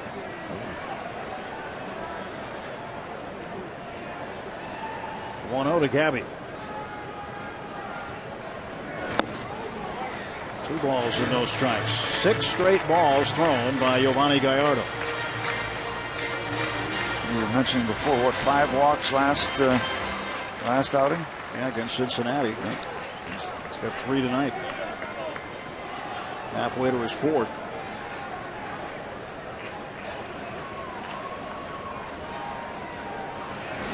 Sanchez, an excuse me, check swing, foul ball. Might have helped him out there a little bit. Might have been ball 3.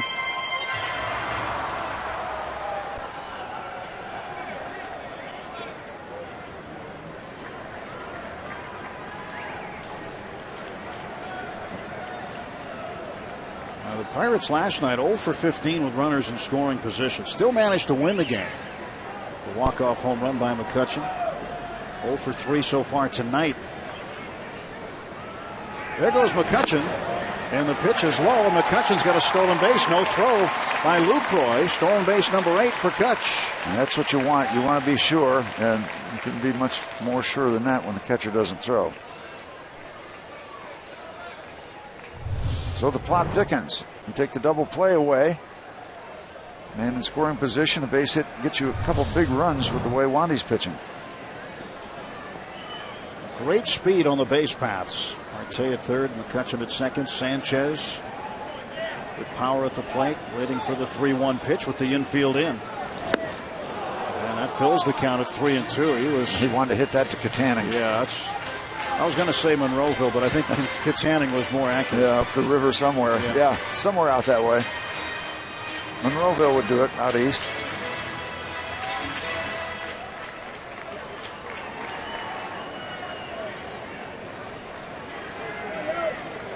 3-2 to Sanchez. And the pitch from Gallardo. Gabby will get another one, maybe one he likes better. Got to protect the plate in this situation, that's for certain. Sanchez 0 for 2. Pirates with 2 ducks on the pond right now. Yeah, he took his home run swing with the 3-1 pitch. Let's see if he shortens up. See the location. He doesn't want any part of that inside power. But he's got an open base. Will he come inside? A high ball 4, and the bases are full of Bucks with 1 out. That's got to get a visit of some kind. Will be. Pitching coach Rick Kranitz comes out. He will try to find out what's happening with his right-hander. 4 walks in the ballgame, 2 consecutively. And now the base is loaded for Neil Walker.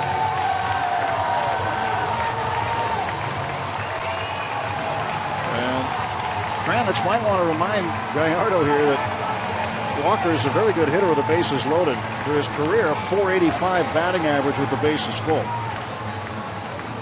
Right man at the right time, the right information.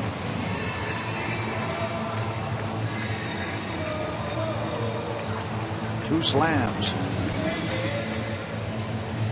Who could forget that opening day slam a couple of seasons ago in Chicago? It's the Cubs. Nothing wrong with catching a gap right here. Doesn't have to hit it over the fence, although that would be nice. Pirates with a serious threat here. Walker 0 for 2. And Gallardo's pitch to Neal. They swing on, hit a center field, a base hit. Marte's going to score. Here comes McCutchen behind him. The throw to the plate cut off. They've got Sanchez at third, but the Bucks score 2 on the hit by Walker. And Pittsburgh takes the lead 2-0. Neal not waiting around very long. Back through the middle.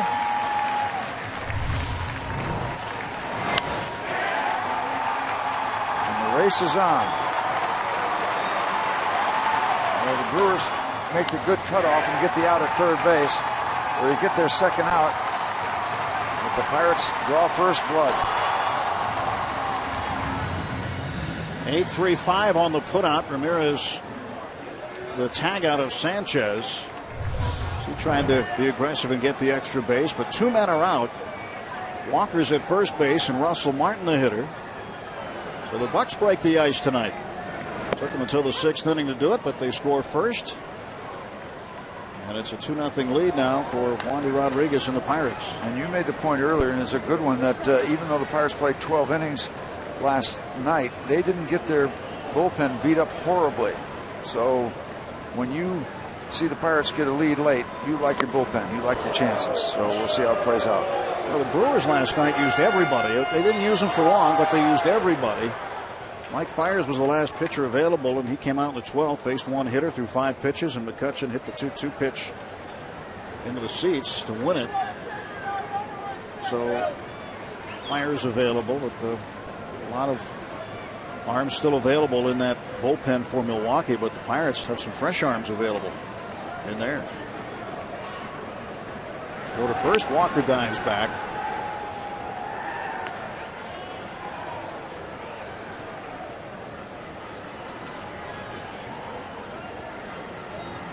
Russell Martin this year against Milwaukee hitting .357, 2 doubles and a homer. 2 balls, 1 strike now to Russell.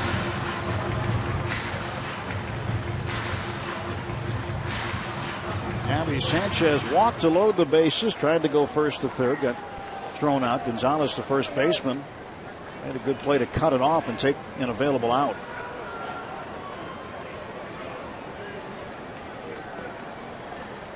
Two-1 will wait, and the throw to first and Walker back. You might make the argument that it's a good risk to try to get over to third base. Now sacrifice fly gets you in, and now you take away any play at home plate. But also, if you stay at second base, McCutchen's going to score.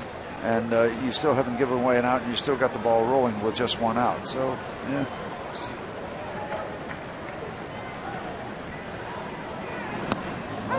did not pull the trigger on that off-speed pitch. The curveball in for a strike.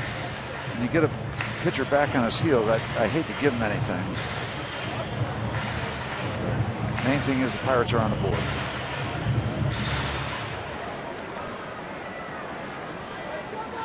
Neil Walker, a 2-run base hit.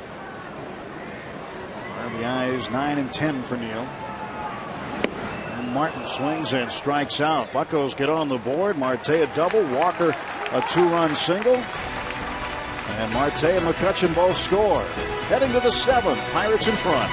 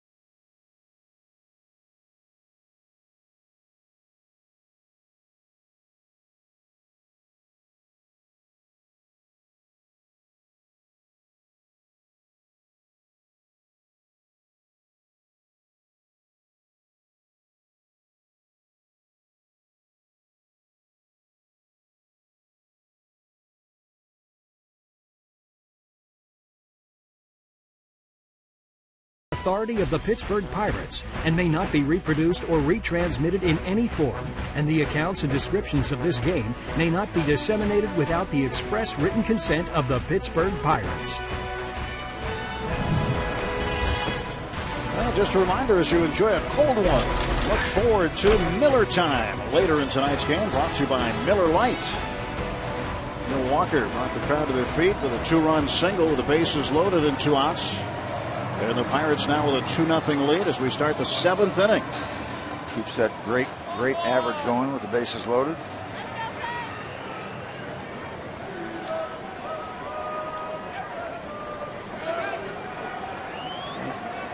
Gomez will lead off, and he takes a healthy rip and misses.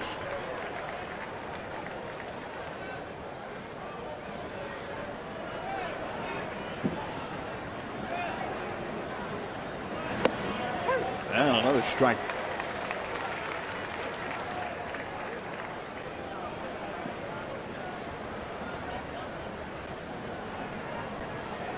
There's the 0-2.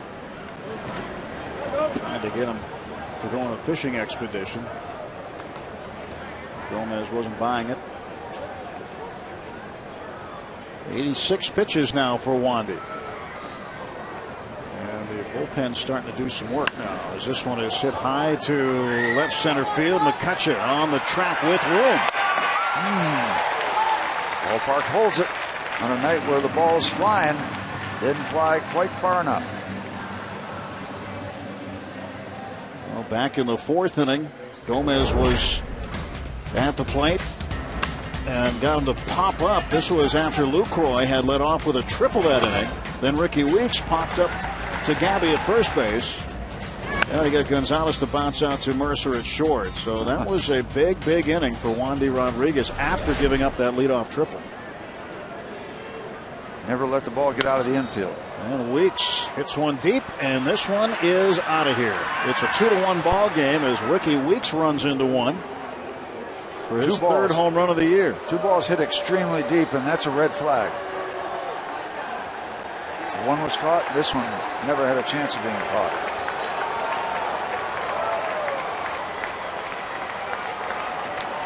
Well, Weeks gets the Brewers on the board.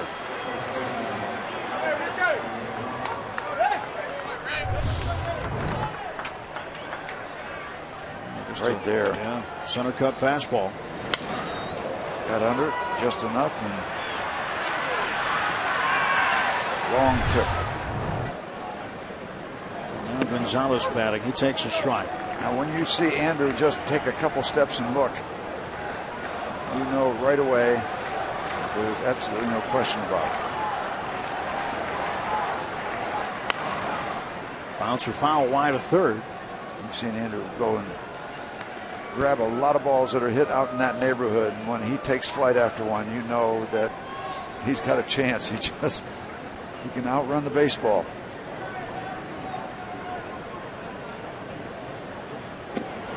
Two is inside. Alex Gonzalez.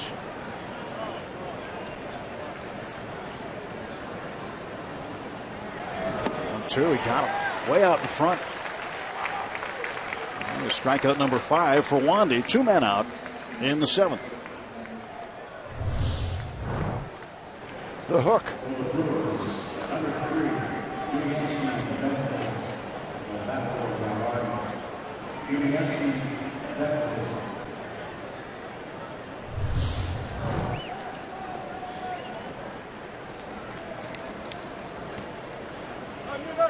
Pinch hitter is Yuniesky Betancourt.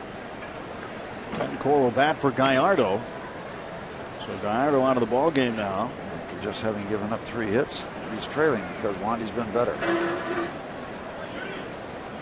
143 as a pinch hitter in his career, just 2 out of 14. Betancourt spent some time with the Royals. This is his 2nd tour of duty with the Brewers. Was with them in 2011 as their shortstop. And outside, 1 ball and 1 strike.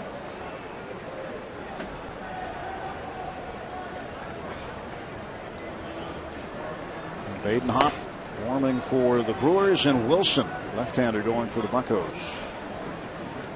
Justin had the night off last night. He should be fresh and ready to go. Pulled foul and out of play. As did our other lefty, Tony Watson. Tony Watson's also available.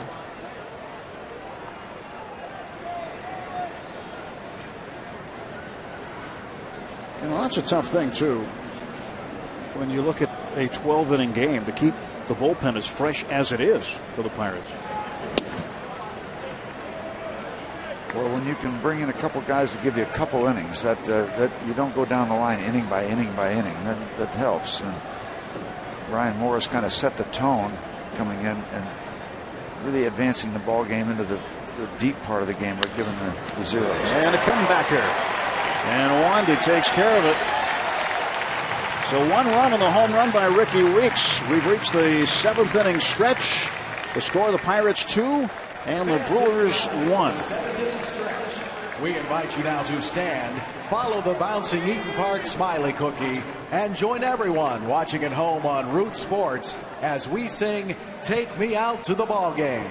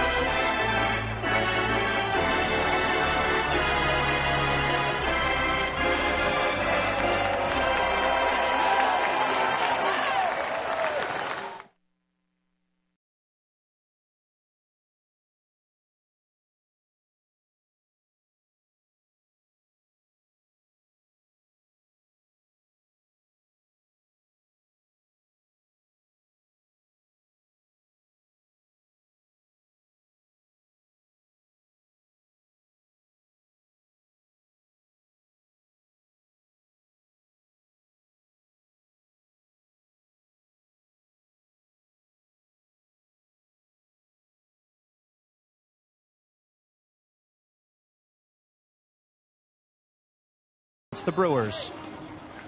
We've stopped trying to dissect any issues, so we're just going to pin it on the baseball gods. So good and bad. It's that's what we're going to put it on. So we know we gotta play good baseball like we did last night.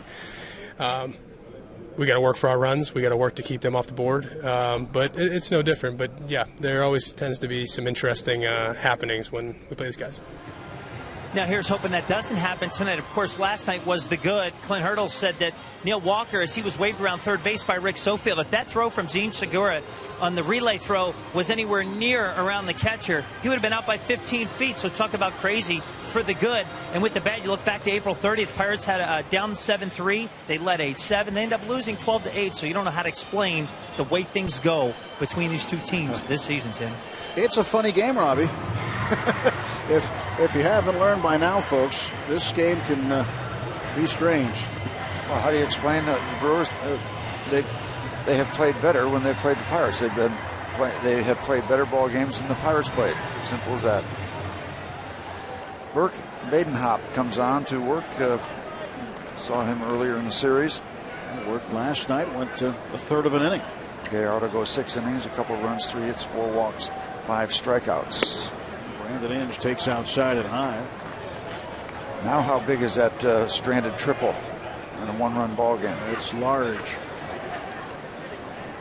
Badenhop faced Starling Marte last night in the 6th inning. He's made 6 straight scoreless appearances.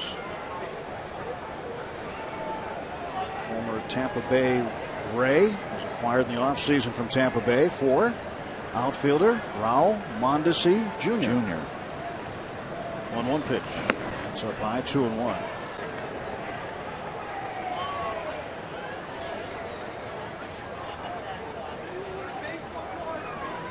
Inge facing Burke Badenhop in the bottom of the 7th inning. Pirates a 2-1 lead. Sofield has to step out of the way down there at third base. That ball hit just behind the third base coach. Nice job by the ball girl to retrieve it.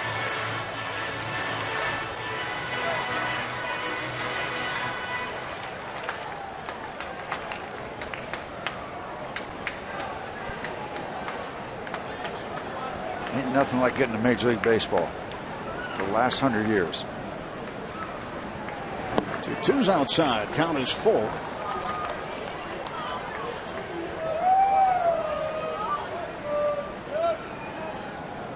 Jordy Mercer on deck. Mercer back from AAA. 3-2. And that's outside. Ball 4, and the leadoff man is aboard in the 7th. And Pirates trying to procure some insurance here in the 7th inning. MLB.com at bat, the #1 source for live baseball everywhere you go. Available for iPhone, iPad, Android, and BlackBerry 10.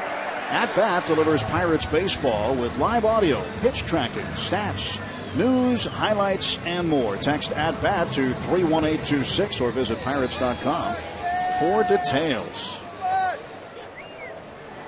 Let's add on. Can't add on much of that beard. It's about the legal limit, I think. That's it. He's reached the limit. Yeah. Unless you're Rip Van Winkle. So. As compared to the clean-shaven Jordy Mercer.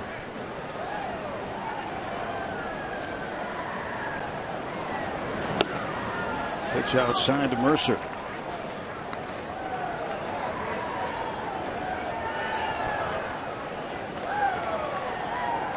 Mercer showed bunt, pulled it back, took the ball. Pirates trying to get a man in scoring position. Garrett Jones in the on-deck circle. And that's ball 2.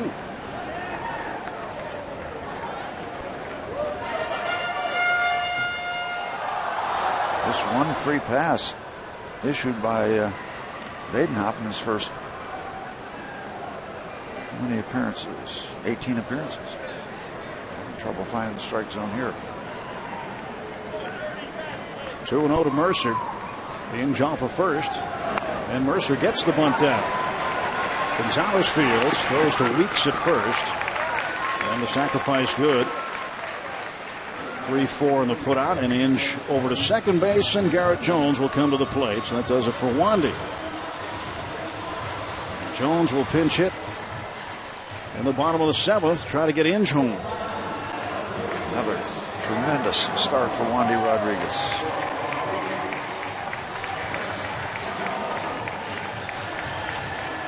Wandy goes 7, and that's important too. Going 7 innings, the Pirates have been hoping to get length from their starters, and they'll look at 7 innings as a quality start. They measure the quality start, at least Ray Searage and the Pirate staff does, by 7 innings rather than 6 innings and less than 3 runs given up. Mark Melancon working in the bullpen. He'll come on in the 8th.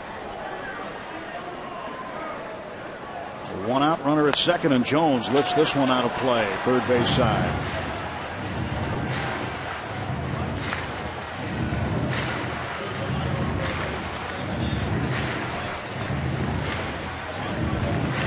Just one free pass issued by Wandy. So 7 innings, a run on 6 hits, a walk, 5 strikeouts. Clean, strong work. Wandy Rodriguez, pitcher of record to the good right now for the Bucks.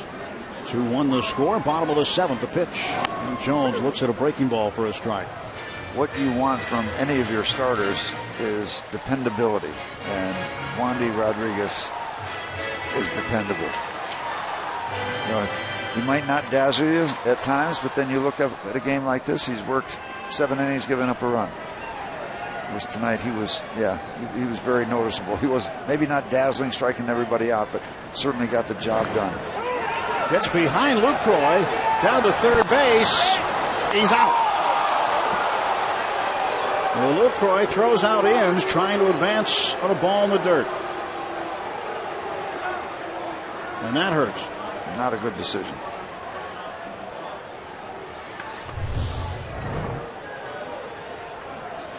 Not an attempted steal. As you can see, Inge was not going on the pitch and comfortably out at third base.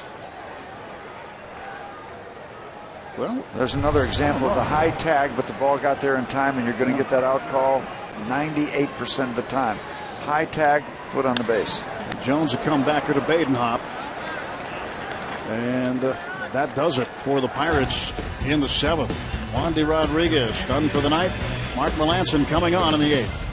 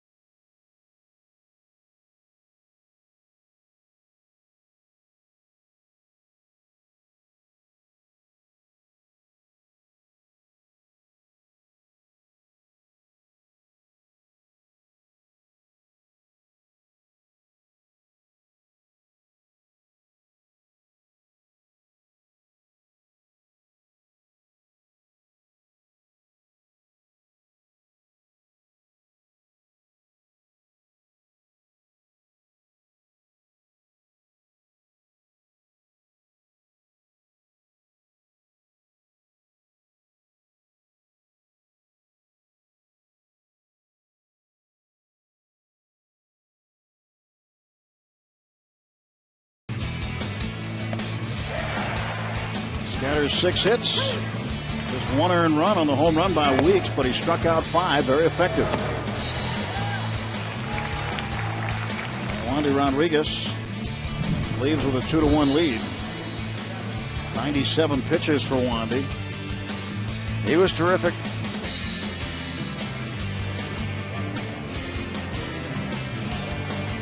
Didn't want to rush at. And now Melancon needs to be terrific. Not a lot of wiggle room.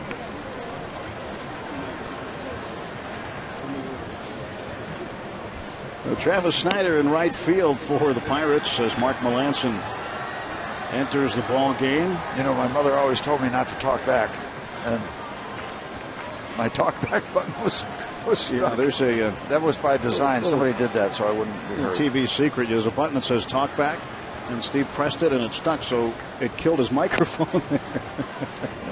But the guys in the truck could hear you because you were talking back to them. They said it was the best analysis all year. I thought I was right on it. Yep. They liked it too. 2 runs on just 3 hits for the Pirates. 1-6-0 for the Brewers. Once again, proving it's not how many hits you get, it's when you get them.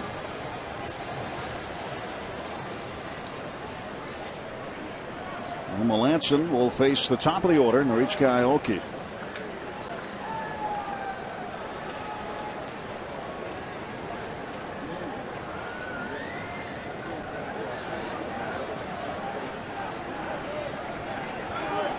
Mr. Melanson has just been terrific, almost spotless.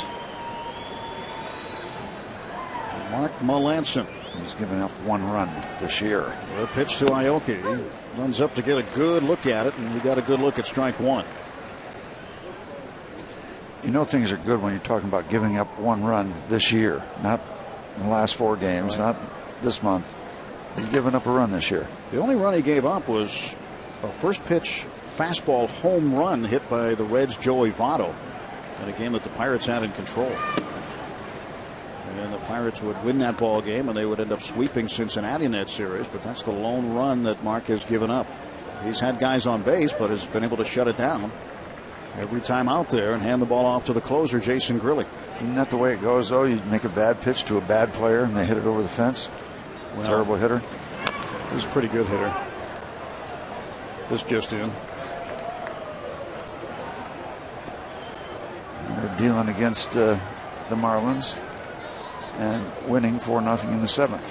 So the Reds keep marching on, looking for their 5th win in a row.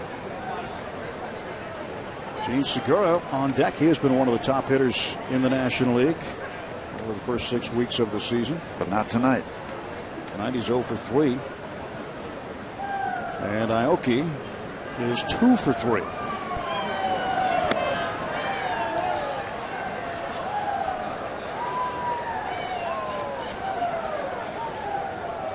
Two balls and 2 strikes.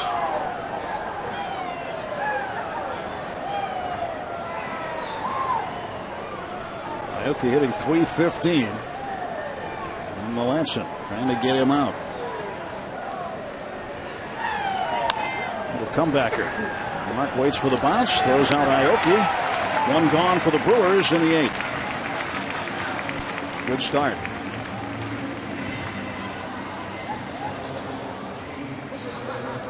He's been part of this story for the Pirates, and the old bubblegum trick on the hat. Yes. As Clouseau would say, the old bubblegum on the hat trick. Jose hiding the evidence and trying to have a straight face. He must have dropped it, and McDonald just caught him red-handed. He says, nope, I am not going to be the victim of these sophomore pranks. Pitch to Segura. Right on the corner for a strike. It's the Melanson slider.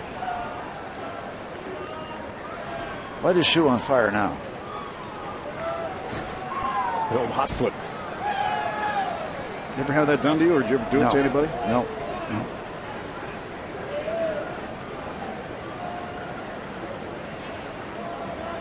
My favorite was when a photographer was around, you drop your lens cover.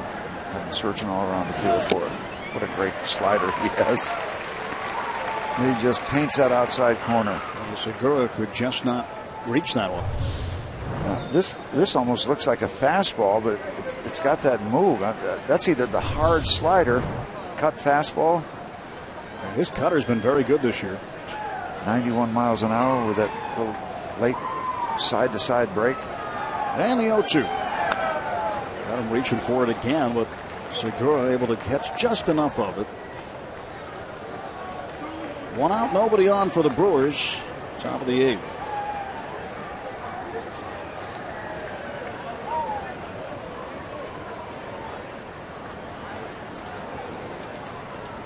Well, the Pirates using the combination of Mark and Cheese here in the 8th and 9th innings. This is the Mark version of it. 0-2. Segura will run down to first base. Martin throws and just got him. As he slipped as he threw it, but he had released the ball. Winds up flat on his belly to the delight and appreciation of the crowd. Oh, that's a big play. A little frosting on the play. They get him at first base and then get a nice round of applause for effort giving. There's the slip and then still releases it. Boy, is that a hard throw to make, huh? From Russell Martin, well, falling away. Yeah, you're going away from first base and you're trying to throw it to first base. And he threw a strike. Look at that. That's bang bang at first, but well, the umpire said he got him. Pirates got the benefit of the call, and there are 2 men out. Ryan Braun is standing in, and Braun 1 hit and 2 trips with a walk. He doubled in the first inning, walked in the third, grounded out to third in the 6th.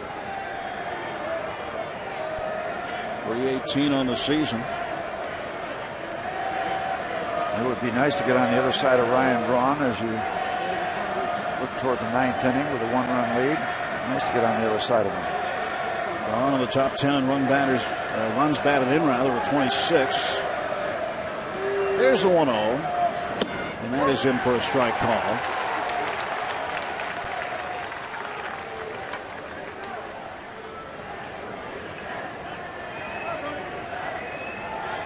Pirates letting the bullpen get the work done tonight in back of Wandy Rodriguez, who went a solid 7 innings tonight.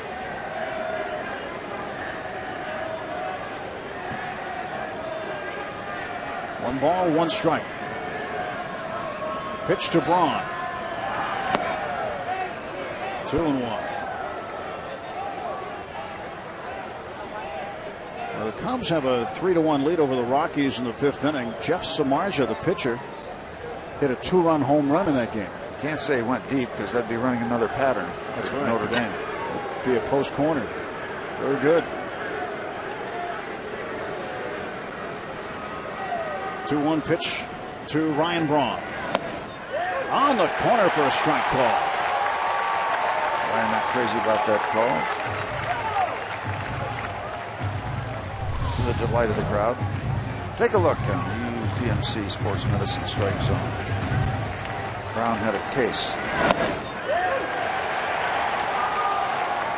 He had a case. Nobody on, 2 out, 2-1 the score. The 2-2 pitch to Braun. Swing and a miss. He struck him out. Mark Melancon. A clean 8th inning, striking out 2.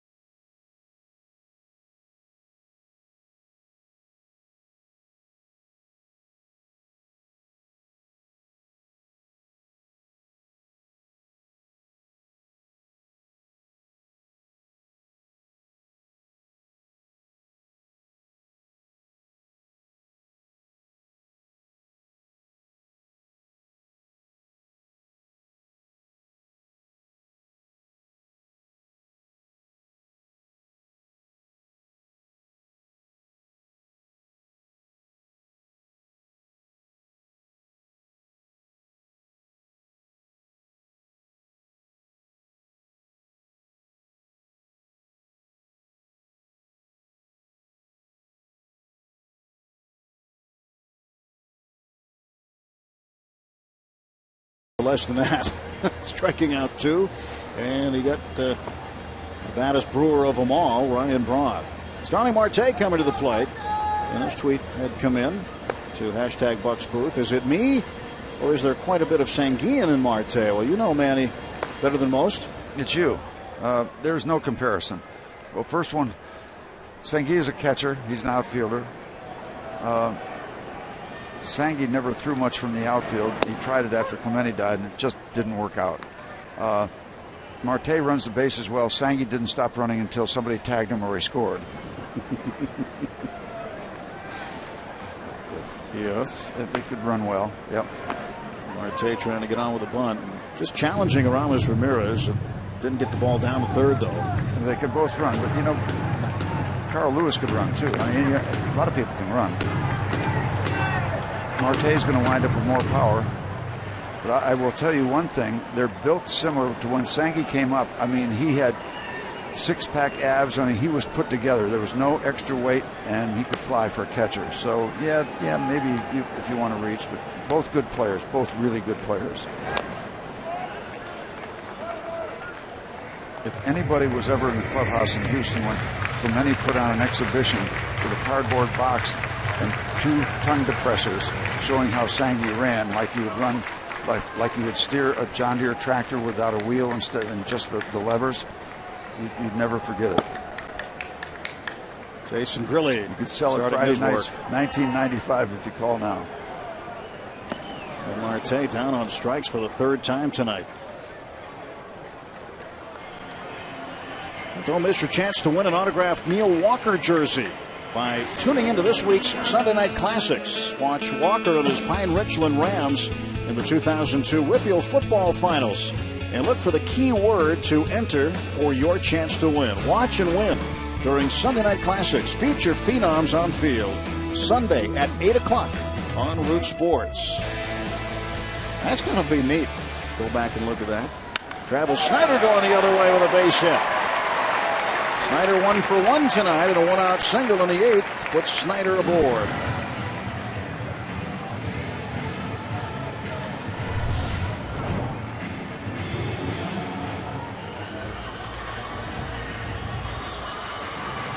AGH Cam, great looks at the Snider swing.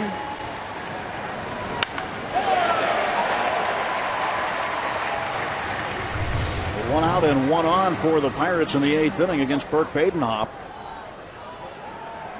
Andrew McCutchen, who walked and scored, stole a base as well in the 6th inning. 0 for 2. And a strike. Burke Badenhop, that ranks right up there with Hilly Hathaway. He pitched big league several years ago. On that list, Larry Backenhaster. You think I'm kidding? I'm not. Snider down to second base on the wild pitch.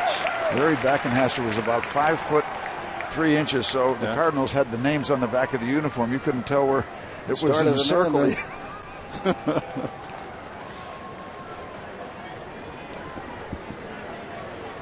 Badenhop pitching to McCutchen here. 1 ball, 1 strike, 1 out. And a man in scoring position. A little insurance would be nice. On the other hand, I always wanted a teammate in the minor leagues that I played with, Mort Eck, EK. To make the big leagues. That would look good on the back of the uniform. It's only 1 shorter than Ed Ott. 0-2-2.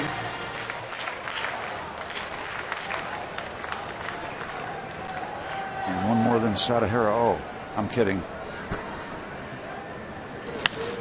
Oh, right into the glove of Badenhop, and they've got Snider hung up.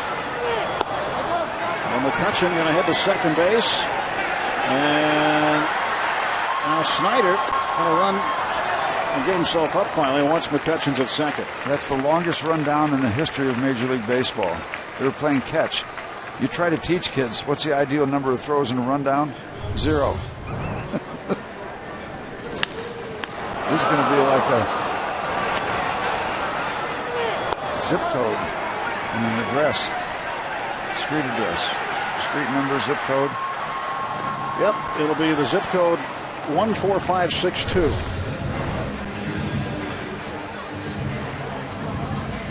You know where that neighborhood is? No. It's in the dugout right now.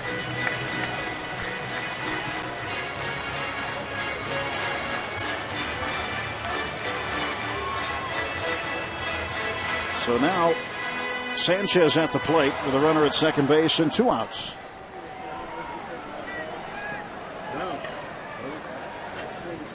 Almost got my zip code in there. I look at these numbers now on the scorecard and I can't remember what mine is, but it's close to that. Got to box that number. So you don't remember what it is, but you know it's close to it. Mm-hmm. Yeah, you box it. You don't play it straight.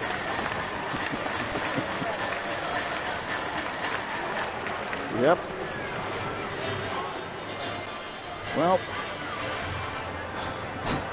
you're talking like you're filling out a racing form. Yeah, really. Well, the Pirates here trying to hang on and get an extra run out of this thing for Jason Grilli. But Grilli will come on and try to work for his 16th save. That one's outside. 2-0 to Gabby Sanchez.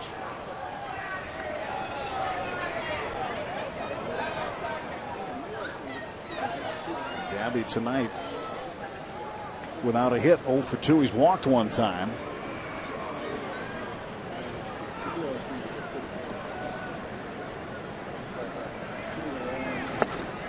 Three and 0. So Michael Gonzalez warming up for the Brewers, just in case, and Jason Grilli, he is ready to go.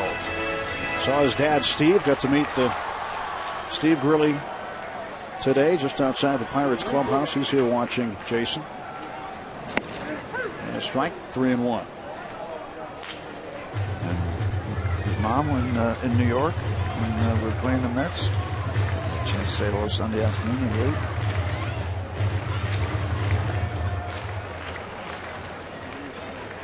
Well, I hear that 14562 is the zip code for East Lansing, Michigan.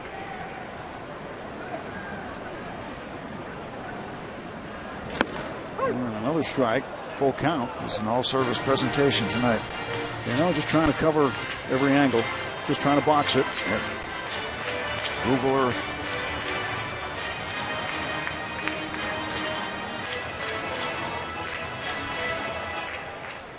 Neil Walker delivered the 2-run base hit in the 6th inning.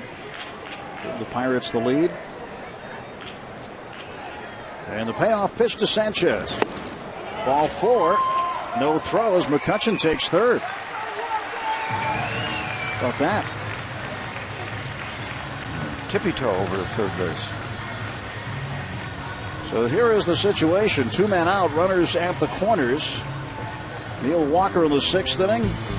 With the bases loaded, 2-run single. Wandy Rodriguez, 7 innings, 6 hits. Just the 1 earned run on the home run by Ricky Weeks. He struck out 5.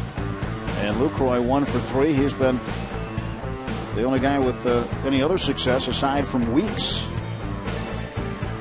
Ron Renicky comes and gets Bert Badenhop. He'll go to Michael Gonzalez. And then we will take a timeout. 2 outs, bottom of the 8th inning. Pirates with 2 on, leading the Brewers 2-1.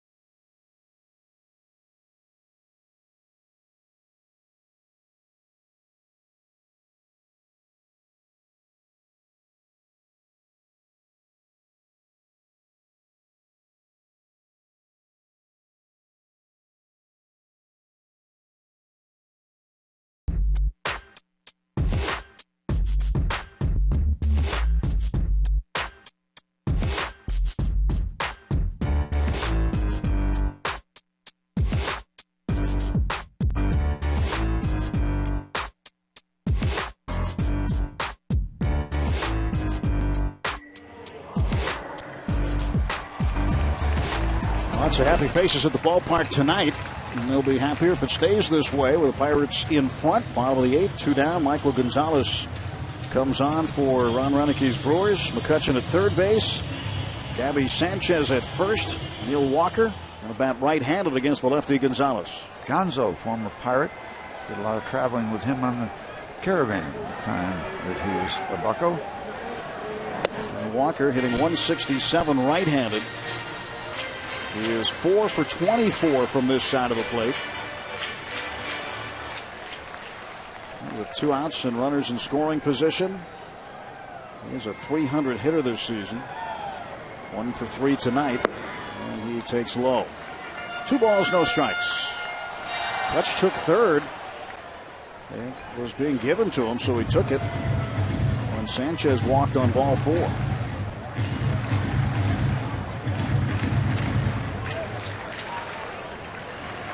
Walker with just 1 run batted in right-handed.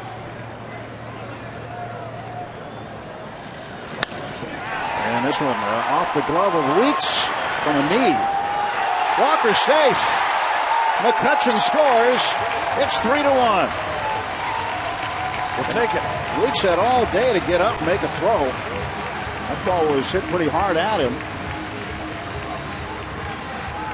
Decided to throw from the knee and made a poor throw. Yeah, once he gets the ball in the glove, and he did a good job flagging it down.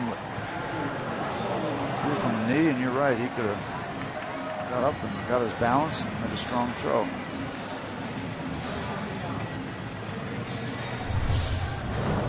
Ron Roenicke coming out to get Gonzalez. Not Gonzalez's fault, but Axford's going to come in instead and face the right-handed hitting Russell Martin. So Roenicke getting the right-on-right matchup. When we come back, it's a 3-1 Pirates lead.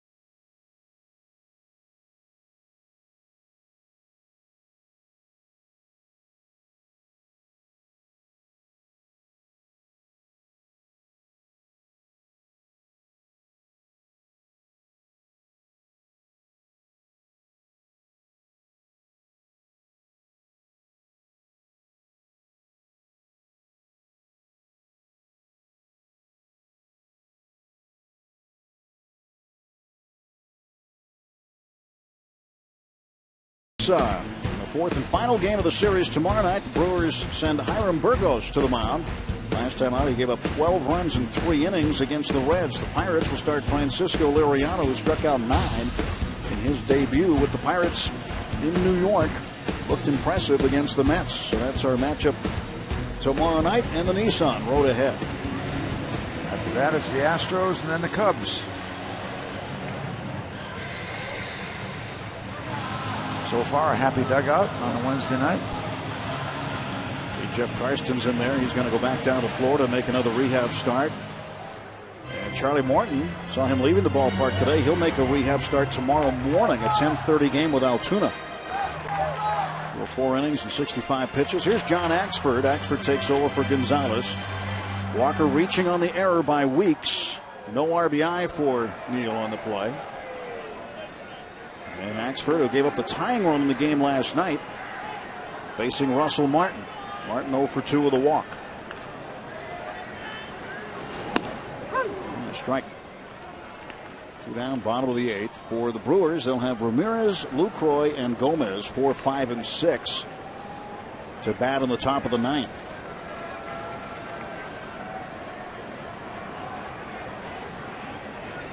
Oh, 1. Martin chases that one for a strike. 0-2. Back-to-back changeups. John Haxford trying to get it back together. This former closer struggling mightily. ERA of 9.20.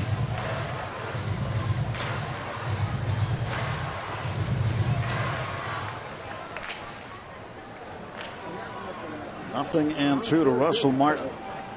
He has hit safely in 8 of his last 11 ball games. Made an impact last night in his return from a sore neck and had a pair of doubles, including a run batted in. 3 off-speed pitches in a row.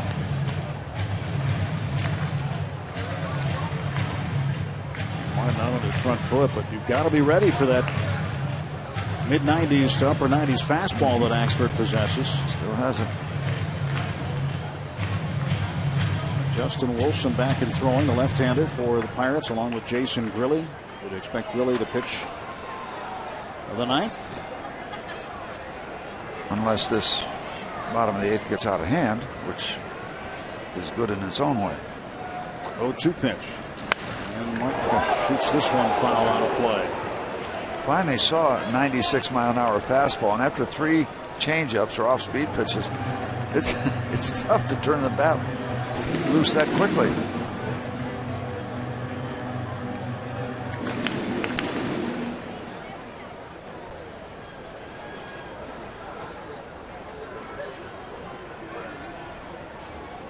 Ramirez 1 for 6 career against Grilli. Lucroy 0 for 4, and Gomez has hit him twice, once for a home run.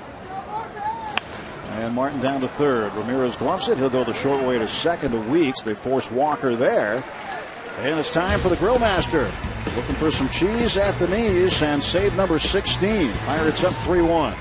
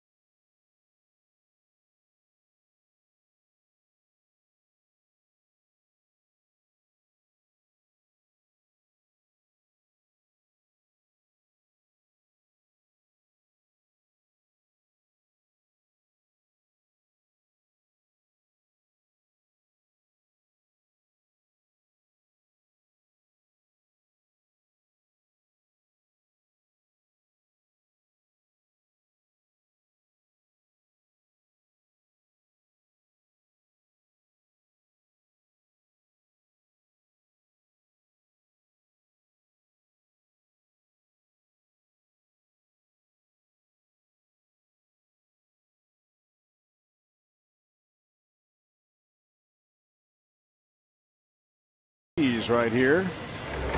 Last night, what an outing. He was like Teflon.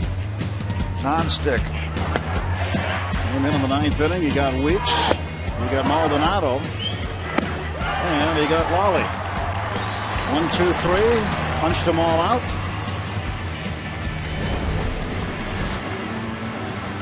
Really perfect in 15 save opportunities so far. Looking for number 16. Trying to save it for Wandy Rodriguez. A little help from his friend Mark Melancon. Well, Melancon is having a terrific season, and he is pitching at an all-star level. So is Grilli. This is a 1-2 tandem that I think has got to be the best in baseball right now. Best 8th inning, 9th inning tandem in the game. Mark and Cheese. Ramos Ramirez will lead off. He's 0 for 3. Top of the ninth. 3-1 Pirates.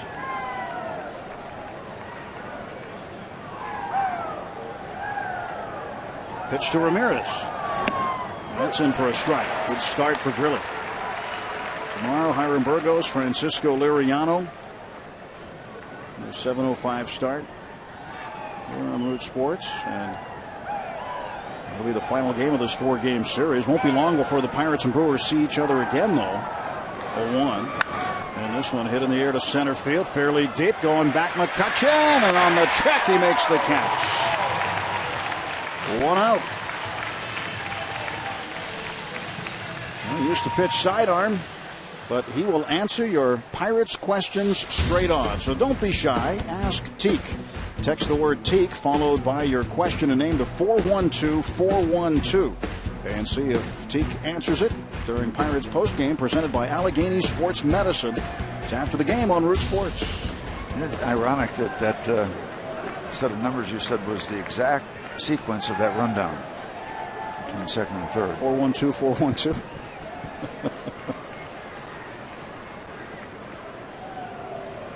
Well, Lucroy batting with 1 out. It's up high for a ball.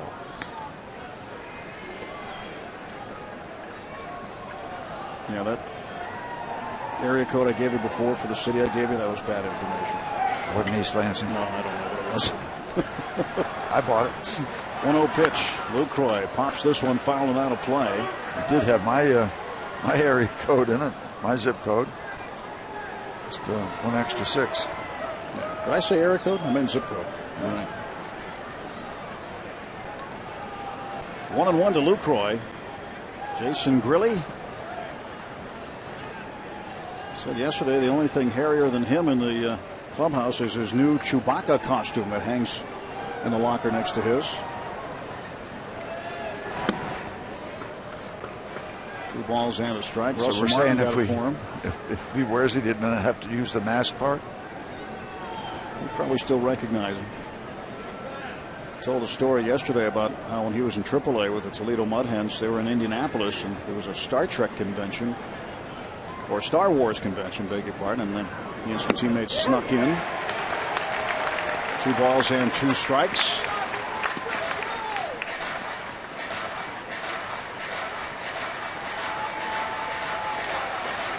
When you're in the minor leagues, you're like crime. Crime don't pay.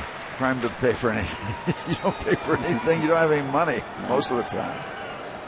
2 ball, 2 strike pitch to Lucroy.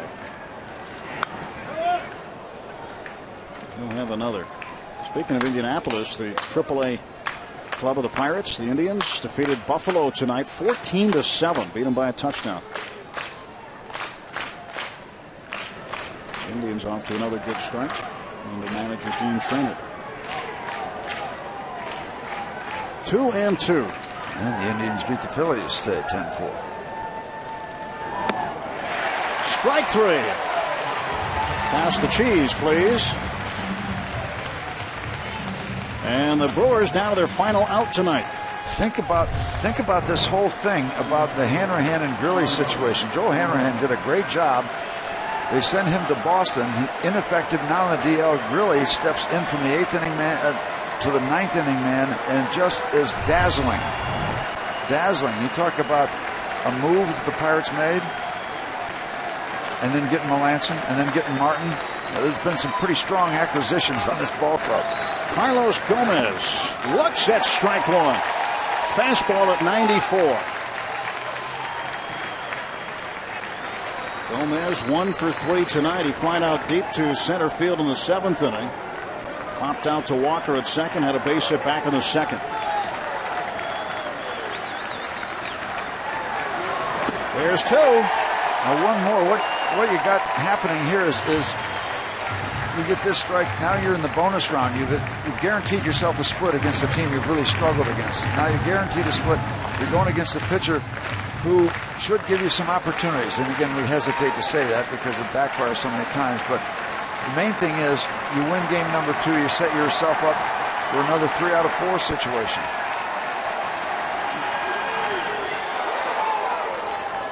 Gomez will get another pitch. Really came with the cheese again. High cheese that time at 94.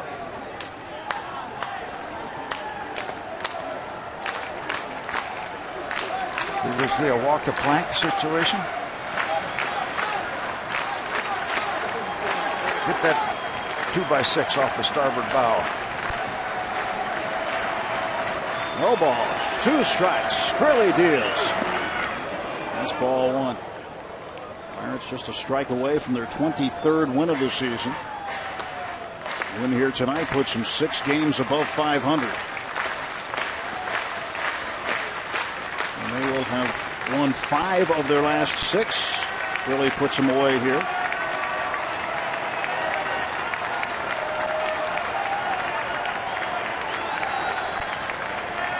One, 2. Tempting. Tried the slider and missed.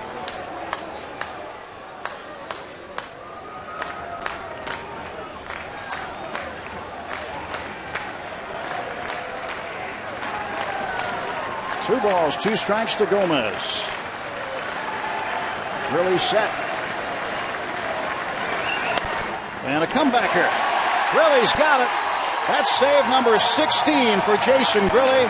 Win number 23 for the Pirates. Win number 4 for Wandy Rodriguez. And the Pirates have taken 2 of the first 3 against the Brewers. And a lock 'em up 8th and 9th inning once again. Shutdown time for the Pirates after 7. Outstanding work by the back end of the bullpen. Neil Walker got him the necessary runs with a 2-run single in the 6th inning. Little insurance with a solo run in the 8th. And the Bucs pull off the victory here tonight. 3-1, the final score. Let's send it down to Rob King and Kent Tekulve. Tim and Steve, thanks very much. A nice victory for the Pirates.